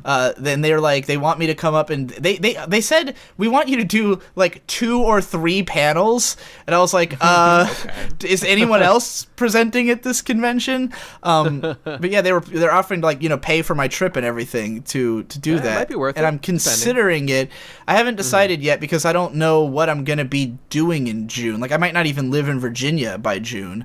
That's true. That's true. You know what, though? Can I just say on that point, there's one thing I didn't mention that is actually by far the most important thing to me about conventions. And so I would definitely go to that and any other ones that were offered to me because of my dream I've had since I was a very young man. And it's not a lofty dream, but it is a dream I've had consistently for most of my life. And it's to fuck a cosplayer girl at an anime convention. I will do whatever it takes to make that happen at some point in my life. If you want to get into fucking stories of fleeting but very deep and real love that I've had with women at conventions who I did not speak to, my God. Like, I have a lot of, like, vivid memories of women I immediately fell in love with. Here's one that we all shared, at least most of us who were in remember our spot at BronyCon? Yeah. We all looked down to get collectively. I know Jesse was there, and I think most of the people here were. We looked down, and there was just a Raven from Teen Titans cosplayer sitting there alone with a book open, just reading a book on the side of the open convention hall, but not bothering anybody, just quietly being there, perfectly cosplaying Raven, just being by herself, reading a fucking book, and we all instantly fell in love with her. All of us together. In the same way, Nate, that you were, like, always wondering, I should have gone on Dance with That Girl. I was always, like, remember that, and I'm like, I should have just gone up and said, it's really cool that you're reading like that. It's Why great. didn't we? Damn it. Nothing is cooler to me than method cosplayers. They are truly the best. Yeah. There's this one dude who one year at the karaoke, there's this guy who was dressed as Kamina, and he had like the perfect build for it. He was like a perfect Kamina cosplayer, and he was like dancing and raving. He sang the Mazinger opening, which is awesome. Yeah. And he was like totally down for everyone else's stuff. He was like being this hype guy, right? Then the next year, he shows up as Dr. Frankenstein from Soul Eater. Again, a perfect spot-on cosplay, and he even had the giant. I don't know if you know Frankenstein, but he has like a screw coming out of his head that he twists. Yeah, he's got the big bolt. He actually had that and was able to turn it and make clicking sounds when he turned it. He put a hole in his fucking brain for his cosplay. God damn. And additionally, he was insistently sitting in chairs backwards because that's how Stein sits. He does. And I was just like, the fucking dedication. Like in this guy's mind, he just is Dr. Stein, and it was what so legend. Like, because it made me realize that like him acting so hype the year before was because he was Kamina. Like, oh my God. Because this year he wasn't being hype. He was just like sitting on the chair, being. And that Stein. man's name was Dustin Hoffman. What a legend of cosplay. That's the first method actor who came to mind. That was the first one I could think of. That's right. Also could have gone with Christian Bale or whoever the fuck you want. Why not the guy from the guy with the mustache from There Will Be Blood? Oh, the guy who killed himself. Heath Ledger. Yeah, there you go. And that man's name was Jan Renkowski, the actor of Jace W. Connors. Yes, it was him all along, Austin. That is the whole method acted thing. Like, the fact that people can do that is the reason I'm always apprehensive of being a cosplayer, because nobody likes, somebody putting the costume together and it being, it's pretty good, and then you go up to them and they're just some fucking Actually, there's an entire giant legion of people who dress up as they dress up really well but don't act the part at all, and it's called fucking women. Every fucking time they can't act for shit. What about the Raven we were just talking about? Sluts. What? What about the Raven cosplayer we were just talking about? She was fucking completely slut. in character. I take it back. I don't respect her or women. No, it's she's a hero. She's a hero. I don't respect sexy cosplay girls outside of wanting to fuck them. And that is what I will use them for throughout my life. So, I appreciate them on that basis. How much of... Okay, I feel like I might be the ultimate convention creeper, but it's all on the down low, and it doesn't hurt anybody, so it's okay. Well, that's fine. because you always hear these stories about women who like have guys like all over them and stuff, and like the predator tactics, and they're always taking. Now at a convention, everyone takes pictures of cosplayers, and I've always been super duper shy about like asking to take someone's picture. I don't know why. I just feel really like I know that everyone expects it, and yet I feel like I can't do it. And usually I'll just jump in when someone else is taking the picture. But there's particularly been cases where I saw a girl in a cosplay, and I was so in love with her that I felt it would be wrong of me to take a picture because I secretly am doing so because I'm nefariously in love with them. So I won't. I get even more afraid. In love. But man, I'm running through the like Rolodex of images of like I remember was that girl's cosplay. I'm just curious. The very first girl I remember just being absolutely in love with based on their cosplay was the first year at Otakon, because we were in the line going into the building, and this girl just like kind of like fastly walked past, and it was a really small Asian girl in a Boogie Pop costume, and I was at the time, Boogie Pop was my favorite thing in the universe, and no one knew about it or talked about it. Most people didn't even know that Boogie Pop is actually a little girl or a young teenage girl. A small one. So conventions are a place where you go to fall in love as a young man. It's really true. And as an old man. Every year at karaoke, broken man as well. Every single year at karaoke, some girl will get up and do a performance with so much heart that I'm like, why am I not? I actually do like this with the younger ones when it was just cosplay. That was more of like this fleeting sense of brilliance of like, oh my god, if only. But when it comes to the karaoke, I actually legitimately feel like I'm an idiot for not talking to those girls. I had this woman tied up in the back of my car driving away right now. Yeah, if only I was reenacting the Stan music video with this girl right now.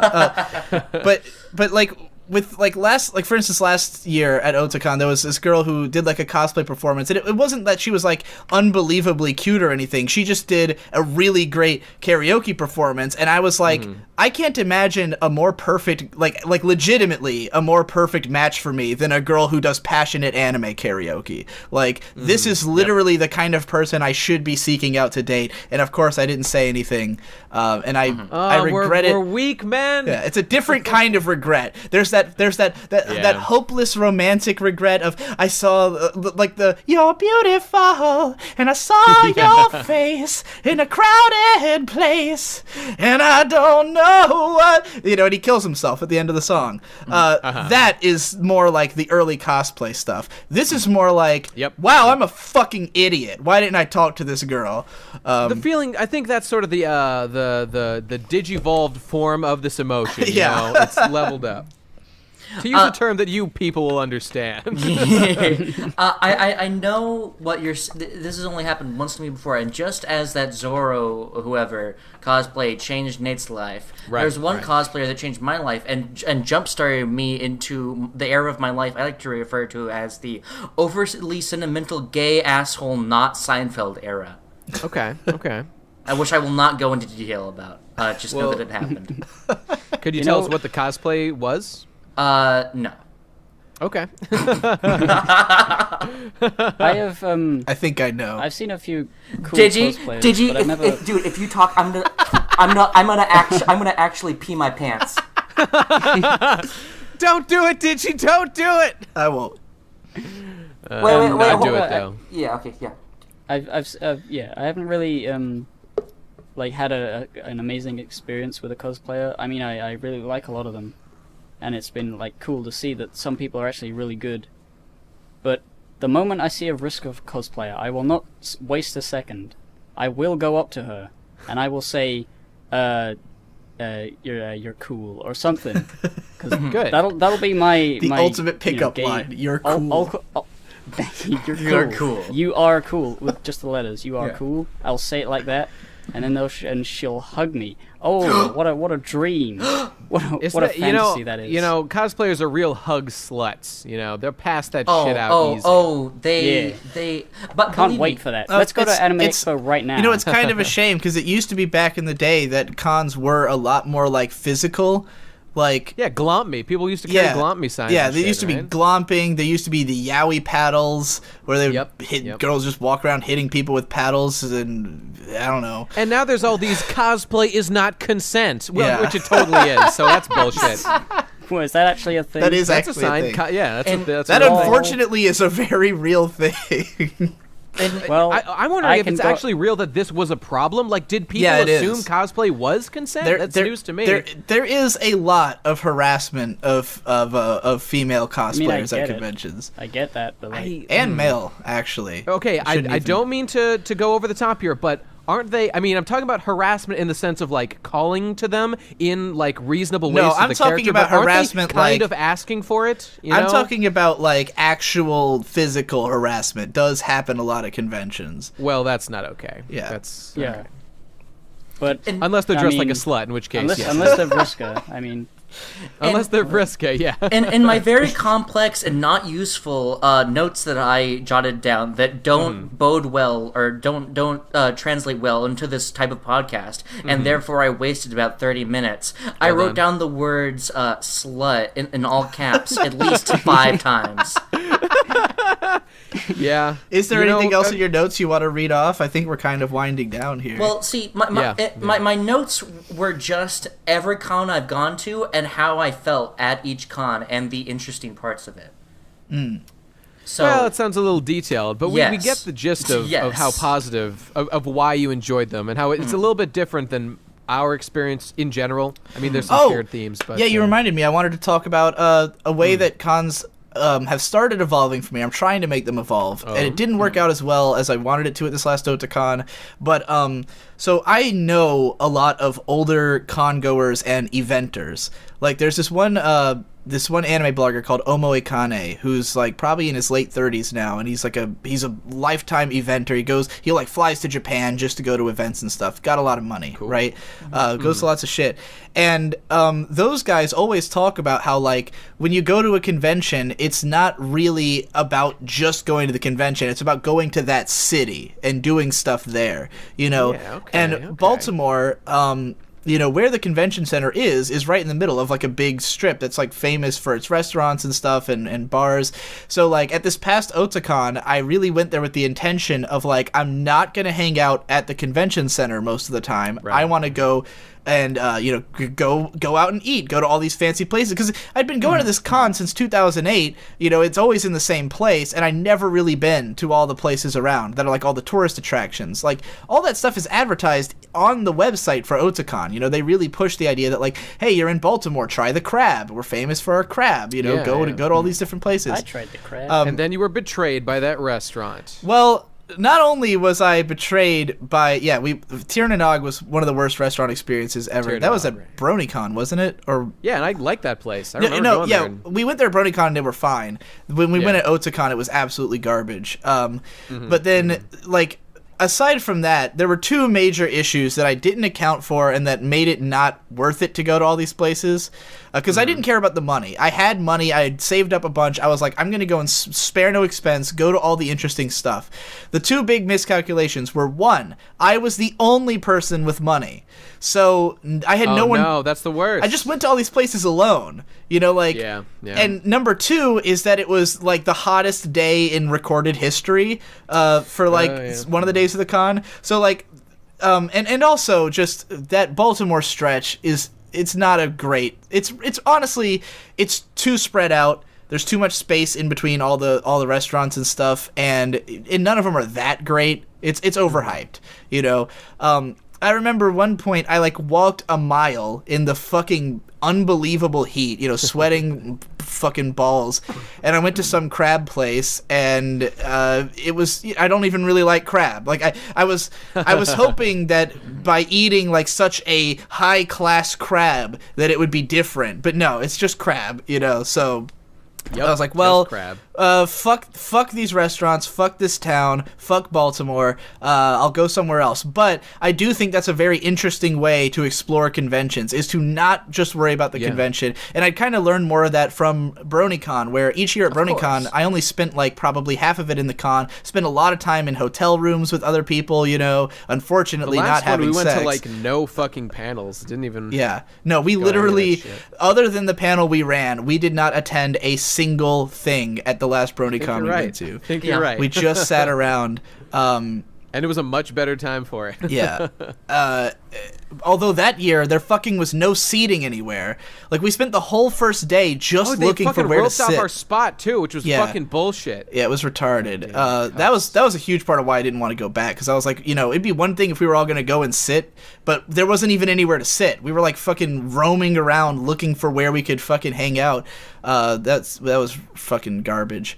But yeah, I hang out in a lot of hotel rooms, hang out with people, you know, stuff like what Bunny Hop just did at MagFest, where he made that video about the Sony PlayStation, where it's like, you know, he got to go like into this very exclusive room where Nintendo PlayStation. Yeah, that's what I meant. The Nintendo PlayStation, and you know, and there's video of like him doing VR with Jeff and shit like that. Like that's fun stuff at conventions that people don't take into account when they think about it, and that's the element I'd like to explore more going to conventions in the future, especially the money spending part. Like it's a great way to just treat it as a vacation and go to a bunch of places. Unfortunately, if all your friends are fucking poor, then you're gonna do all that stuff alone, which is, you know, when you go to an expensive restaurant by yourself, all you're thinking about is how much money you're spending on the food. Like there's no thought. Like that's all it is. It's like I sit down and I go, this is a $16 crab cake. I'm about to spend $16. So all I'm thinking while I'm eating it is this worth $16? This probably isn't worth $16, you know? Yep. Yeah.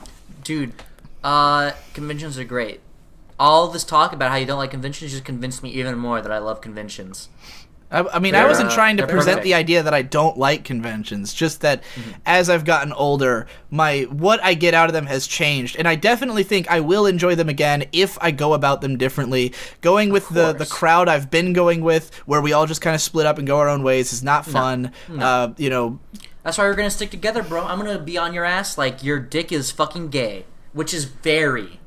both of those can be preceded with the adjective very. And also, I don't know where your hotel is, Munchie, in relative to the convention. It's like right next to it. Yeah, I highly advise everyone, if you're going to a con, plan ahead, get a fucking room near the convention. It's so much vastly superior. It's like a whole different world when you're close enough. And this past Otakon, we tried to do that. And think about how you're going to get girls back to your room, guys. Plan your route. Plan out how you're going to do that shit. I mean, even beyond that, just like every year at these conventions, we would always get a hotel that's like 10 minutes out of town, and like you can't hang out and drink all night because like especially if you're sharing a room, if even one person gets tired, you know, then it's like the rest of us are holding that person, like forcing them to be at the con while we do our shit, you know, and then you know, we all have to leave at a certain time. There's sort of like a curfew, and you can't just hang out and enjoy it at your own pace or anything. And then, like, this past year, we got a place that was, like, close enough to the convention that it could be walked, but it was a fucking 40-minute walk, so it was not fun, especially in that heat. Like, we ended up, you know, my friends mostly ended up taking, like, Lyft to and from the convention. It was like, that's what I would do. You know, it wasn't even worth it. To walk that distance. So, like, by all means, get a place nearby. It makes it so much easier to hang out and enjoy the atmosphere. So, okay. Gib, do you have any closing thoughts on your convention? We're only an hour and 36 minutes into this. We're right, but I want to go to questions, because I feel like we've explored this pretty thoroughly by this point. I want to talk about fucking BronyCon! We already talked about BronyCon. Go ahead. I like BronyCon. If you have anything worth saying, BronyCon then go ahead. 2013. Boring. Digiburr. Crazy. Next note. BronyCon 2014. Horror. I love Ben Saint. Yep. Actual activities. That's where you met him, right? No. Yep, that's where I met him. The first thing that Ben's ever said to me I shook hands with Digi and I was like, hey, and then like he moves out of the way, like out of like the camera like view, like the eye camera, and then I like pan over to this fucking retard, and his name is Ben Saint, and he just shakes my hand. At that time, he was named Phantom Horn. Yeah. And he just says, hey, I've heard a lot about you, and I haven't heard anything about him. But then I found out. BronyCon 2015. Hey, when this might amuse you to know, Munchie, at that time, when Ben told me about you, I thought you were way overhyped. I thought you were way overhyped. That's right, buddy. What does that mean exactly? How was he hyped exactly? This is my art that I'm presenting to you for you to interpret however you wish. So you were overhyped. There you go. Like overhyped. I don't remember ever presenting people Munchie liked me too much. I'll explain the joke, I guess, because Ben was really excited about Munchie and thought he was really cool, and I was meh. Oh, yeah, Ben was definitely Ben was in love with Munchie from an early point. Ben's been a big cheerleader of yours for a long time. Mutual. BronyCon 2015. End of Rome. I hate Romans. Second note. I hate MLP. Note number 3. I love Victor/Ben. All right, that's the end of my notes. Was that really all of them? That's all the notes you had? Well, I had more, but I cut out the other ones. Okay. I only did the ones. Probably shitty anyway. I'm gonna piss on the PCP. Okay. Anyway, we interrupted Gib. He was gonna say some bullshit. I mean, oh my God! What the fuck? No! This is not real. This is fake. Of all the things that could interrupt me. No. Literal piss. No. He's pouring water. He's pouring water into a fucking glass or something. I'm honestly not. Nate, you brought this upon your fucking self. I don't believe you. There's no way that we've devolved to this level on my fucking show, Munchie. I won't have it. Still going. What could you possibly... see, that's too long. You blew it, buddy. You went too long. Now I know that you're pouring shit. Do you want me to send you a picture, Nate? Do you really want to... send me a goddamn picture of you pissing on your computer. Okay. Yeah. Snapchat me, bro. Snapchat me. All right. I really hope that was into a bottle or something. Oh my God. We have hit rock bottom, folks. I can't decide if I believe that was real piss. No, it went I don't for believe so long. All right. Well, he's a big boy. He is a big boy. I'm gonna send it to you, bro.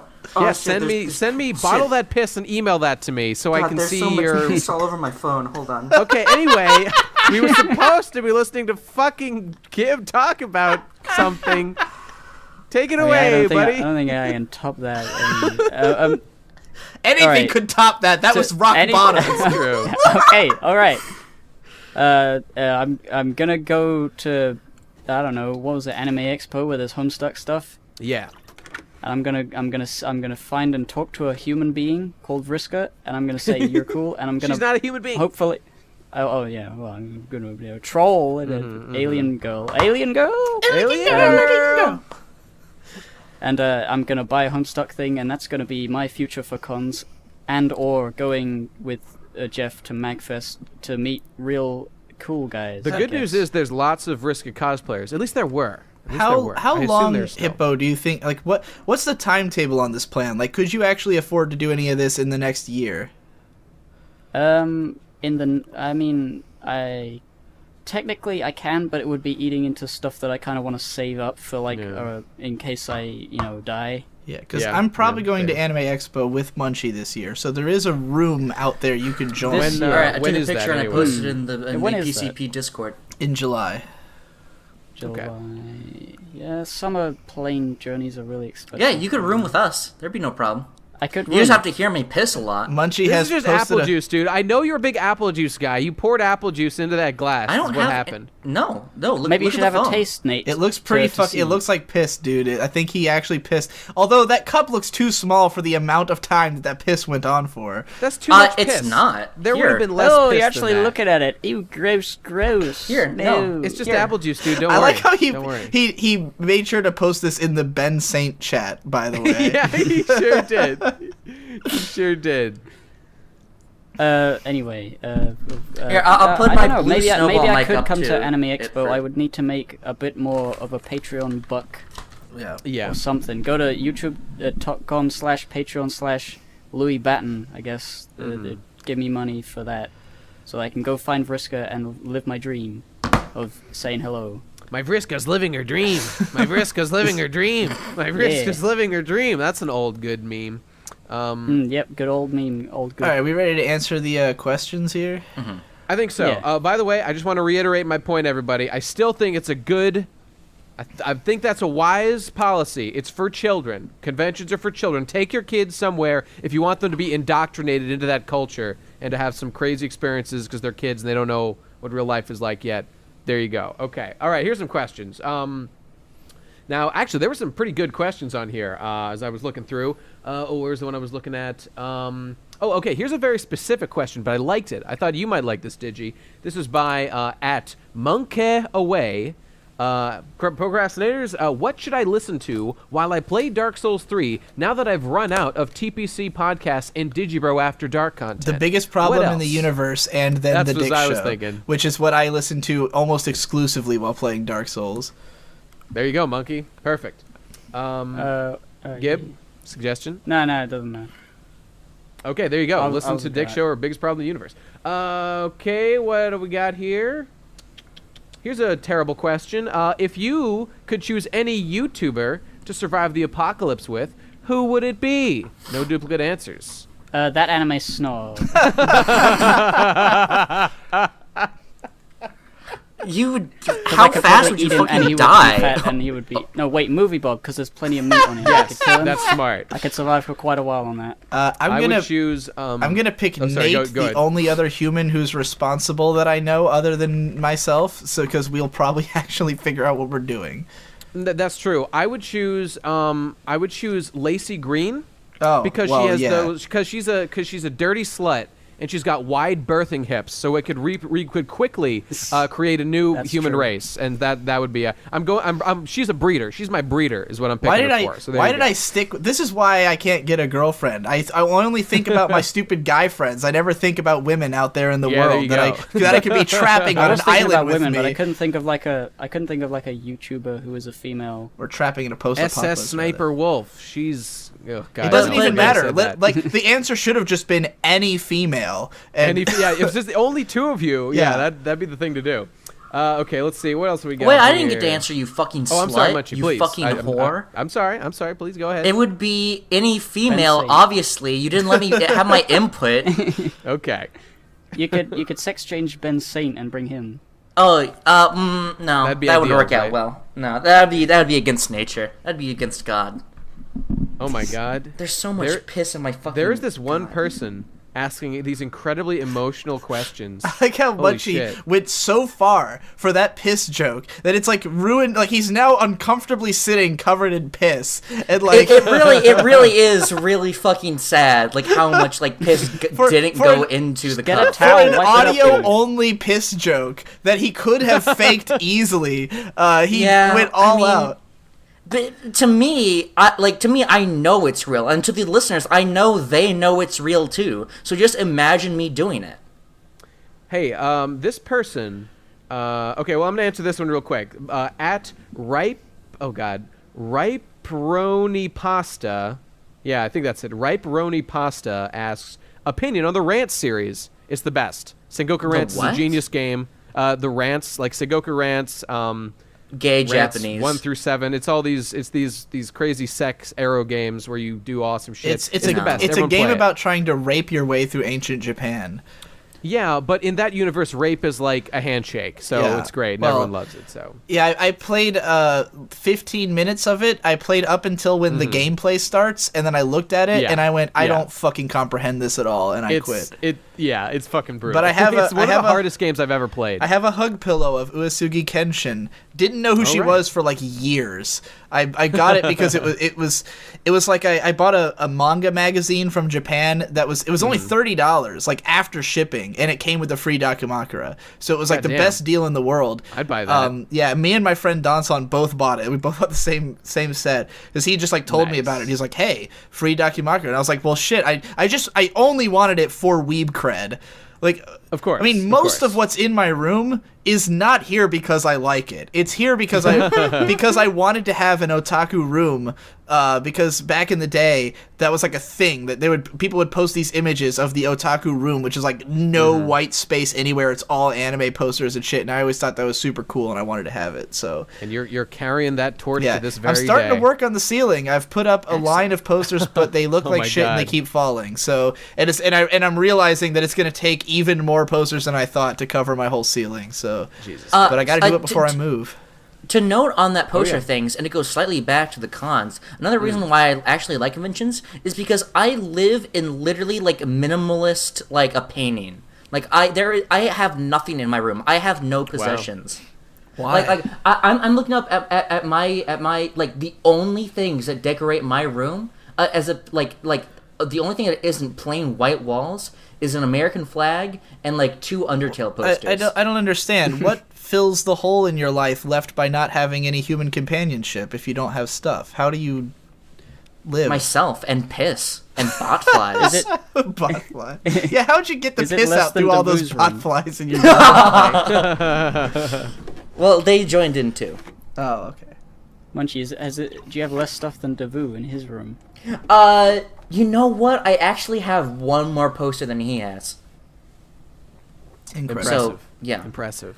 Okay, let's move along here. A bunch of questions by this guy, but let's only answer one decent one by @GypsyGypsy. Who are your Smash Bros mains and why? He said in all caps. Okay. No. Shut the fuck up. This is my question. This is my question. Okay. When I was a little baby boy, when I was a little Baptist boy whipper, I loved Kirby. And so I played Kirby. I got really good as Kirby. This was in Brawl. I played Melee a lot, but I didn't play Melee a lot. I played Brawl a lot, and I played Brawl a lot. So in Brawl, I really liked to play Kirby. And then Smash 4 came out, and I was like, Kirby definitely is the worst character in this entire fucking game, and I'm really upset. But I really like Kirby, so I'm gonna stay like a Kirby guy, not like the guy Kirby, but as in like the greater like expanded Star Wars universe Kirby. So I played DDD. I know how to play DDD a lot. I like DDD. He's a good guy. He's really slow. I'm slow, and not in the mental way. I'm the fastest guy around, but I'm slow as in I'm really fat and I can't move my limbs, and I also piss way too much because I'm full of piss. Anyway, and also I really like Mewtwo because Mewtwo is like really good in that game, and he's also fun. Ganondorf is fun because he's like big and like dude like fuck has like a huge dick, like huger than my like forearm. He's like a huge like horse dick. And yes, I love Super Smash Bros. Please, I'm honestly I'm drooling right now.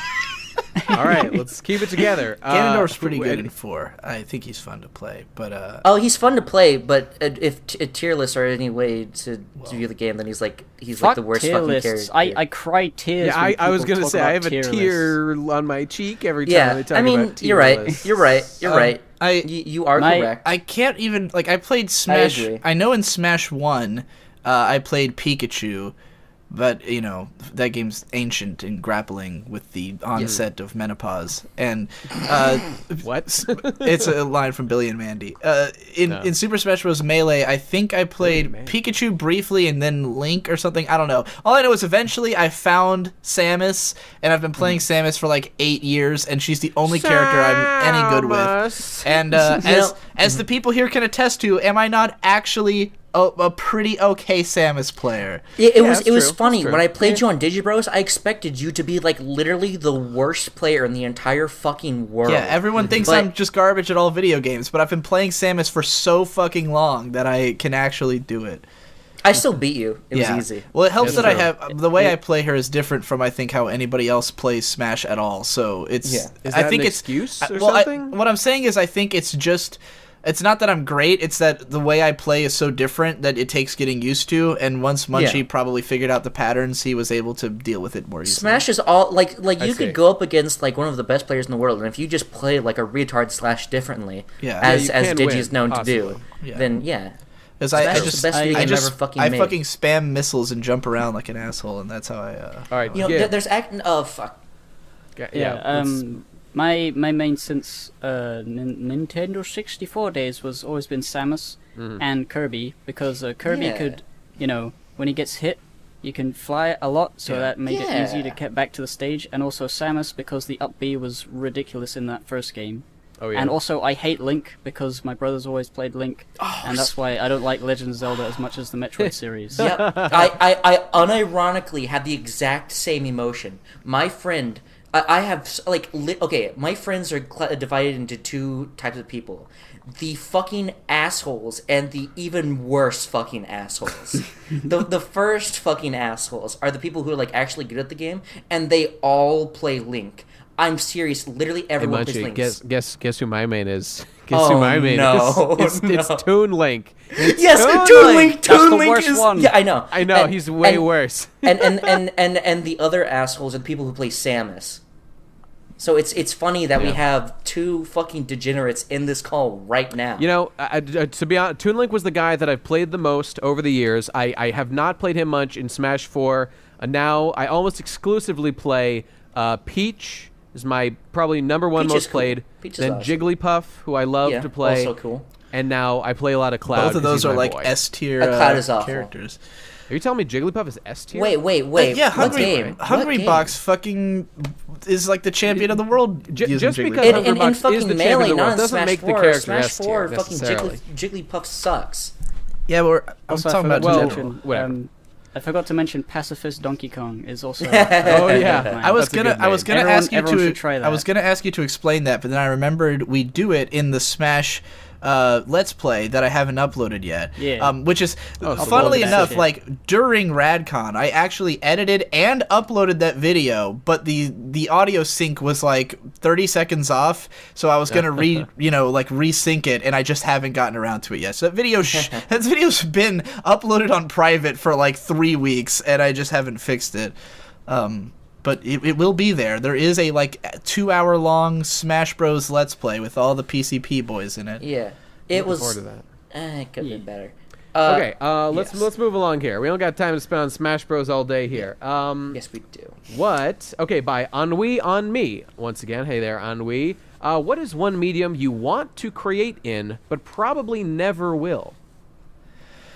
Comics. What? Just one. Just pick one. Let's not fuck around. And go anime. crazy. Anime. Yeah. Okay. There you go. Honestly, like, modern art sculpture, because I've always been like really good with my hands, but the idea of just doing that as a career is like, baby, he's good with his Does hands. does architecture count as a art form? Yeah, sure. Why not? Sure. I've always had like a hard on for architecture, but it's not something I have like any because it's all math and I hate math, so like there's no chance I will ever do anything with architecture. But I think it's super cool. Yeah. If anybody knows Anish Kapoor, the guy who did that giant like mirror thing in some city and some other cool things, he's like an inspiration when I was in art, studying art. Is this the mirror thing that 3D. like caused fires on people as they were walking home in like the middle of the day? Like that sounds guy, awesome. is he your hero? It looks like a big bean that you can walk under, and it's just a big mirror. Cool. Oh, I know that. You must have seen that. Yeah, of course. I know what you're He's a talking famous about. guy. That's cool. He does lots of really cool sculptures like that, and I've always wanted to be like a, like low key wanted to be a big sculpture person making really cool things like that, because he's one of those fine artists who is actually making stuff that's interesting and not just like something that's really delicate and has to be inside behind a glass case that's boring. Mm-hmm. Like he makes huge structures. The London 2012 Olympics has a giant red tower that he built and designed. Cool. Mm-hmm. Yeah, that's He's sick. cool. Munchie, you got one? Yeah. I want to get into, but probably never will do, anything with my voice, including podcasts. You blew it, Munchie. You blew that one. Well, because You blew that horn. yeah. See, the thing is, I don't. It's not that I dislike my voice, but I don't think it's very versatile, and I would like to like sing. Well, no, I wouldn't want to sing. I don't want to do anything on that. Never mind. I'm looking at that red tower, and it looks like a roller coaster, like crumpled into a ball. Apparently, there is like cool. a slide that you can actually go down in that. Neat. That's pretty cool. Hey, do terrorist acts count as an art form? Because if so, Oh my god, mean- I would be so into that. That's not something That's that's just like that guy from Naruto, the guy who thinks explosions are art and he makes things with little mouth. Oh hands. yeah, that guy, Daedara, whatever that guy's name is. Yeah, I don't think I made it that far into Naruto. Okay, I got Akatsuki. I got 2 more questions, I think. Here's one, another one, but this is a good one by @gypsy. Name one good thing to come from the PCP. You stumped me, dude. I The got Undertaler 587. the Undertale. You know what? You got it there, buddy. And I think in general the Royal Rumble The yeah, Royal yeah. Rumble. was Yeah. pretty great. we got so much art and shit from that. It was great. It's great. the best video we've ever made. Suck on that, Also, Gypsy. Also, the new meme of me pissing on the PCP, which will be a meme. I've already foreseen it. That's also another great thing that's come out of this. It'll start a chain reaction. Every podcast that anyone is in, somebody has to pee at some point. I've never. I'll always You be the can't, one you can't to do leave it. until you pee. In spite Oh, of God damn being it. someone who loves peeing outdoors and in strange places, I could never pee into a bottle. It's just it's a hang up. I can't do it. That was the Not first even time I've with a ever done funnel? it in like 6 years. I've told that story about how my roommate pissed in bottles when I was in college, right? Yeah. That's, we don't need to go into that shit. These Sick. things haunt my nightmares. I- Okay, you know If what? you don't have a bottle, just piss into your mouth. It's easy. That's much more efficient. I was going to say one more, but here's a question that I didn't see, and I got to address this one by @JoeStar93. Nate, how good was that One Piece movie that you were tweeting about? And let me tell you, buddy, that One Piece movie that I was watching and tweeting about earlier, movie 6, Yep. like Baron Okutsuki Omatsuri. and the Omatsuri and the Island of Mystery or some bullshit like that. Movie number 6. It was great. It was by far the best One Piece movie I've seen. Everyone was right. It is great. And to answer other questions that people were asking me, now's as good a place as any because I kind of wanted to talk about this and thought I'd never get a chance. But here, one has fallen into my lap. Yes, I did watch it because I was reminded of that movie's existence by Super Eye Patch Wolf. And watching his new video about One Piece today. Did not love his video, and I watched that movie only because I was reminded that it exists and do So not want fucking cucks defensive. like him I know. to lord the fact that they've seen that movie over Literally me no one any cared. longer. I care, all right? And by the way, he's dead wrong. That is not a great place to get into One Piece. Start Yeah. from chapter 1 of the manga. Don't listen to him. He's an idiot.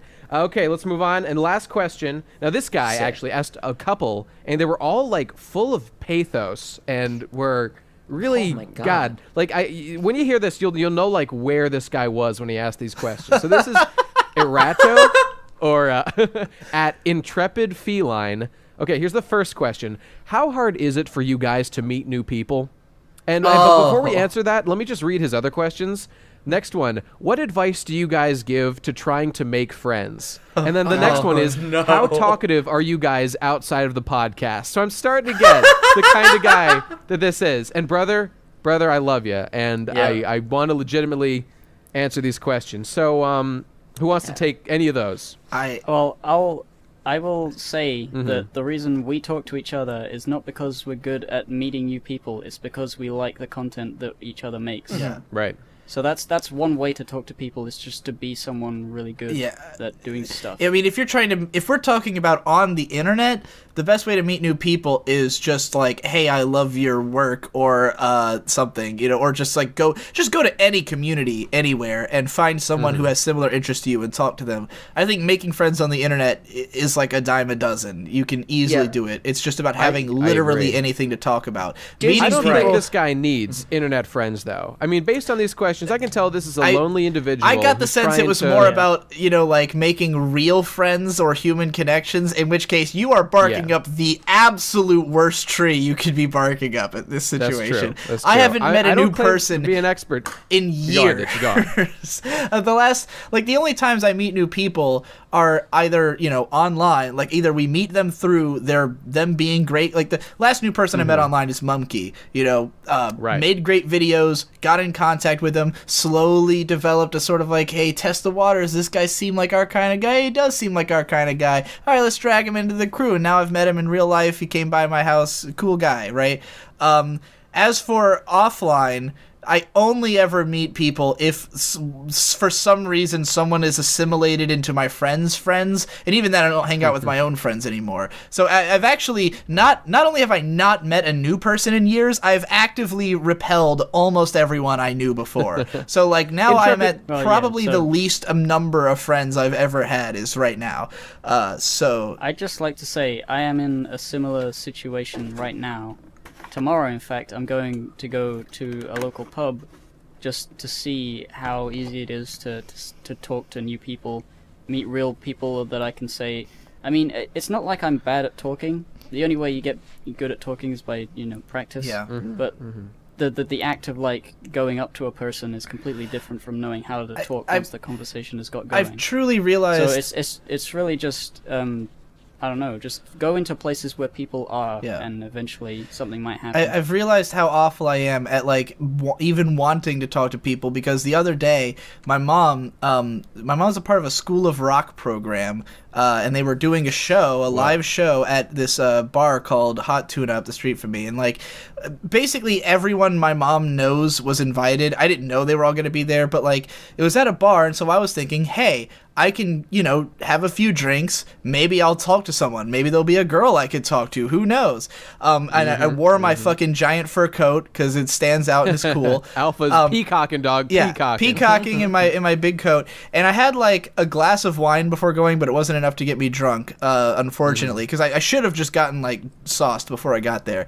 But like I showed up. And, of course, it's mostly my parents' friends. And, like, everyone wanted to talk to me. I got tons of people, like, commenting on my jacket. Lots of people, who know me, but I don't know them. Because, they all know my work and stuff from Facebook. My parents share my shit all the time, especially my raps. So I was getting a lot of questions about, like, my rap and stuff. And I was just like, yeah, oh, hi. Like actively deflecting everyone and, like, wanting nothing to do with anybody. And I was just like... what am I doing? I don't even like people are actively trying to connect with me and I am just telling them to fuck off essentially in so many words. So yeah, I am the last person to come through for advice on this. Errato. I am okay, Munchie, go ahead. I'm the best person to come and to ask about this because okay, here's what you have to understand. I'm the same like there is no like real life me. There is no other me. I am like this all the time. However, there is one difference. If you meet me on the side of the street, then you will realize, and you observe my actions, and you observe me in my natural habitat. You will learn the meaning of fear.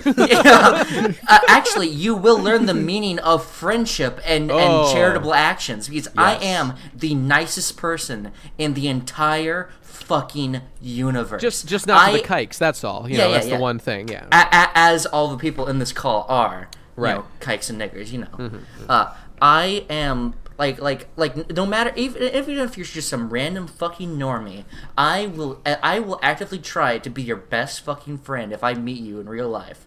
Like if you just bump into me or something and you're like, oh hey, I'm a tourist here in Redacted. Do you know how to fucking kill people? I'll be like, do I ever, bro? Here, I'm gonna be your dad now. We're gonna kill people together. That's what it's like. Well, you have to understand. Okay, not about me. You who asking this. Just act like you're crazy and act like you are unstable. And if you do that, people will come in and they will have to be your friend, or else they'll be scared they're gonna die, or else they'll be scared you're gonna kill them. So if you just act like you're going to kill people, then people will like you. Well said, Munchie.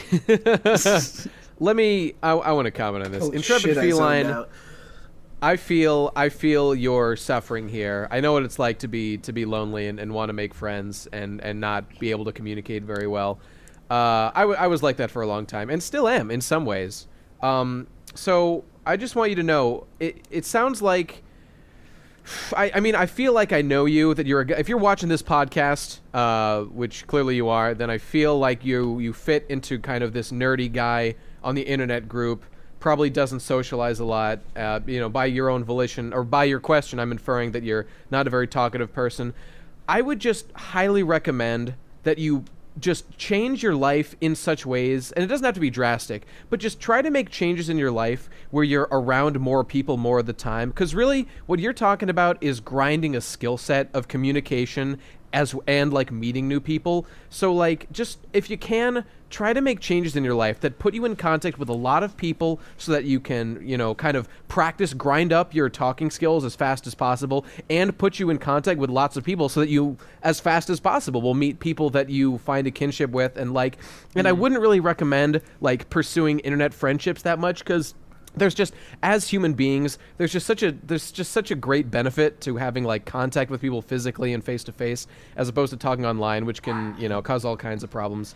So, you know, just try to get out there more and make like small changes, like go to the library and do your homework there instead of doing it in your room or something like that. Because, you know, there'll be people there, maybe they'll say something, and try to push yourself little by little to say things that maybe you don't feel comfortable saying right now, like maybe complimenting somebody, or if someone's got a shirt with something that you like if someone's wearing a fucking Death Note shirt, dude, get in there. Let him know that it's your favorite anime. You know, That's not a joke. Shit like that. That is why I wore, I wore anime shirts my entire like young life, and I just, looking back at myself, I know it was that so I would get people to comment on them so I could make friends. And that's a weird thing, cause, people like, didn't. So be the hero who does, man. They want to be talked to about that if they're wearing them. Be empowered. I've never like really worn shirts with like logos and stuff on them, because I just generally thought, it's tacky. I'll just wear a t-shirt that is a color. Yeah. And nobody comes up to me. But then that one time at BronyCon, where I was wearing the Sweet Bro and Hella Jeff shirt, a guy cosplaying as Dave looked at me.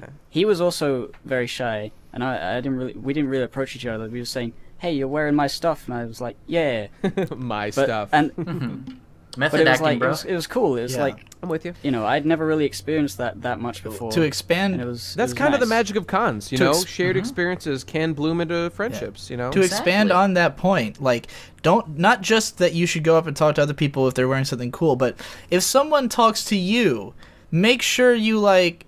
That's true. Be prepared. That's the other half.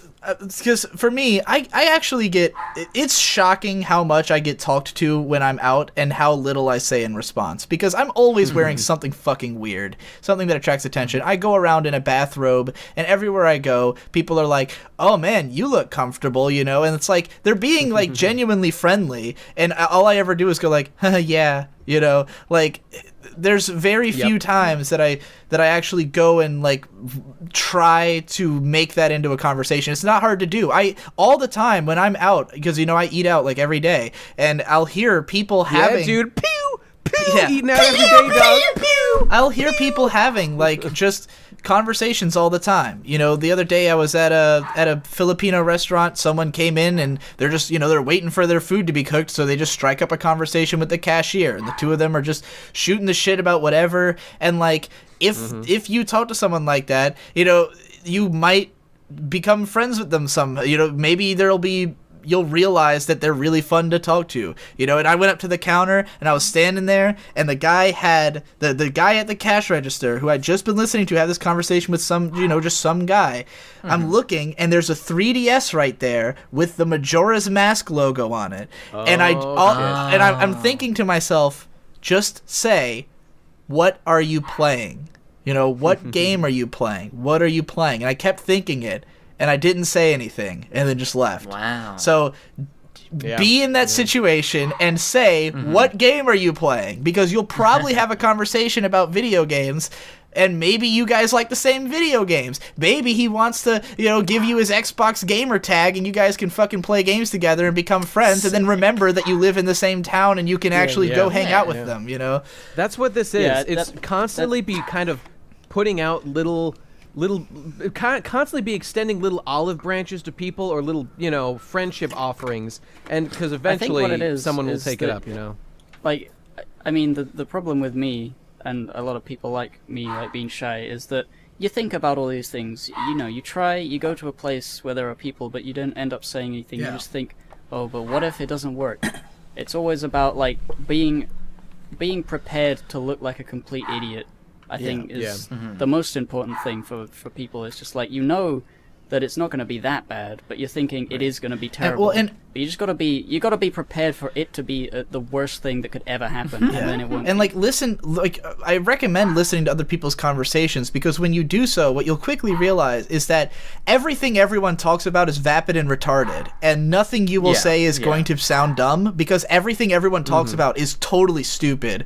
Like, people just get, like that guy having the conversation at the counter. It's just like, oh yeah, this Trump guy, hoo ho, like, yep, yeah, hey, like, not even saying words, just like, just emitting sounds from your mouth is enough. It's just about the human connection. They're not having a conversation that's meaningful or interesting. They just want to, I'm sitting in a place with another human. Let's, make it not quiet in here. Like, that's all people want. You don't have to come on. You don't have to be a charming, cool, smart, funny guy. You just have to be willing to talk, and you're in, Just about togetherness and feeling like you're in the part of the same community as one another. I just want to leave you with like an action plan here.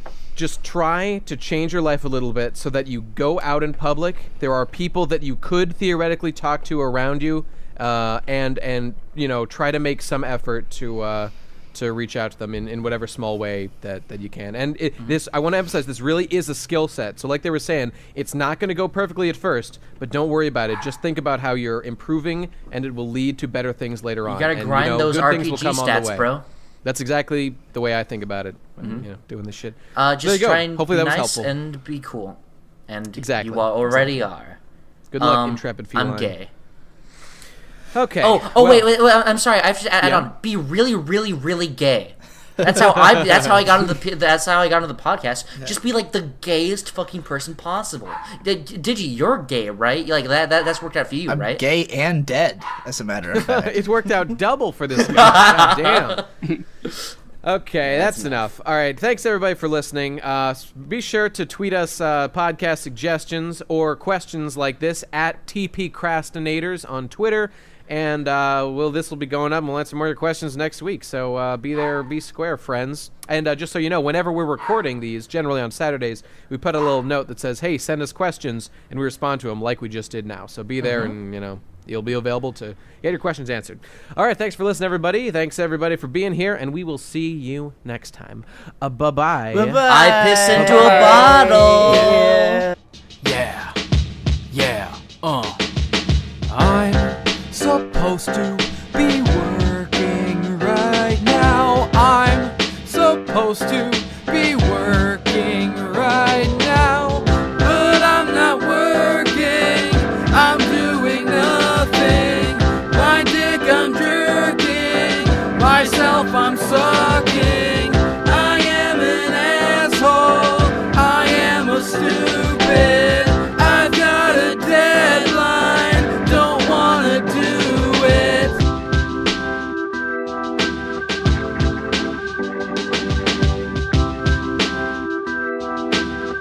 What the hell is wrong with me?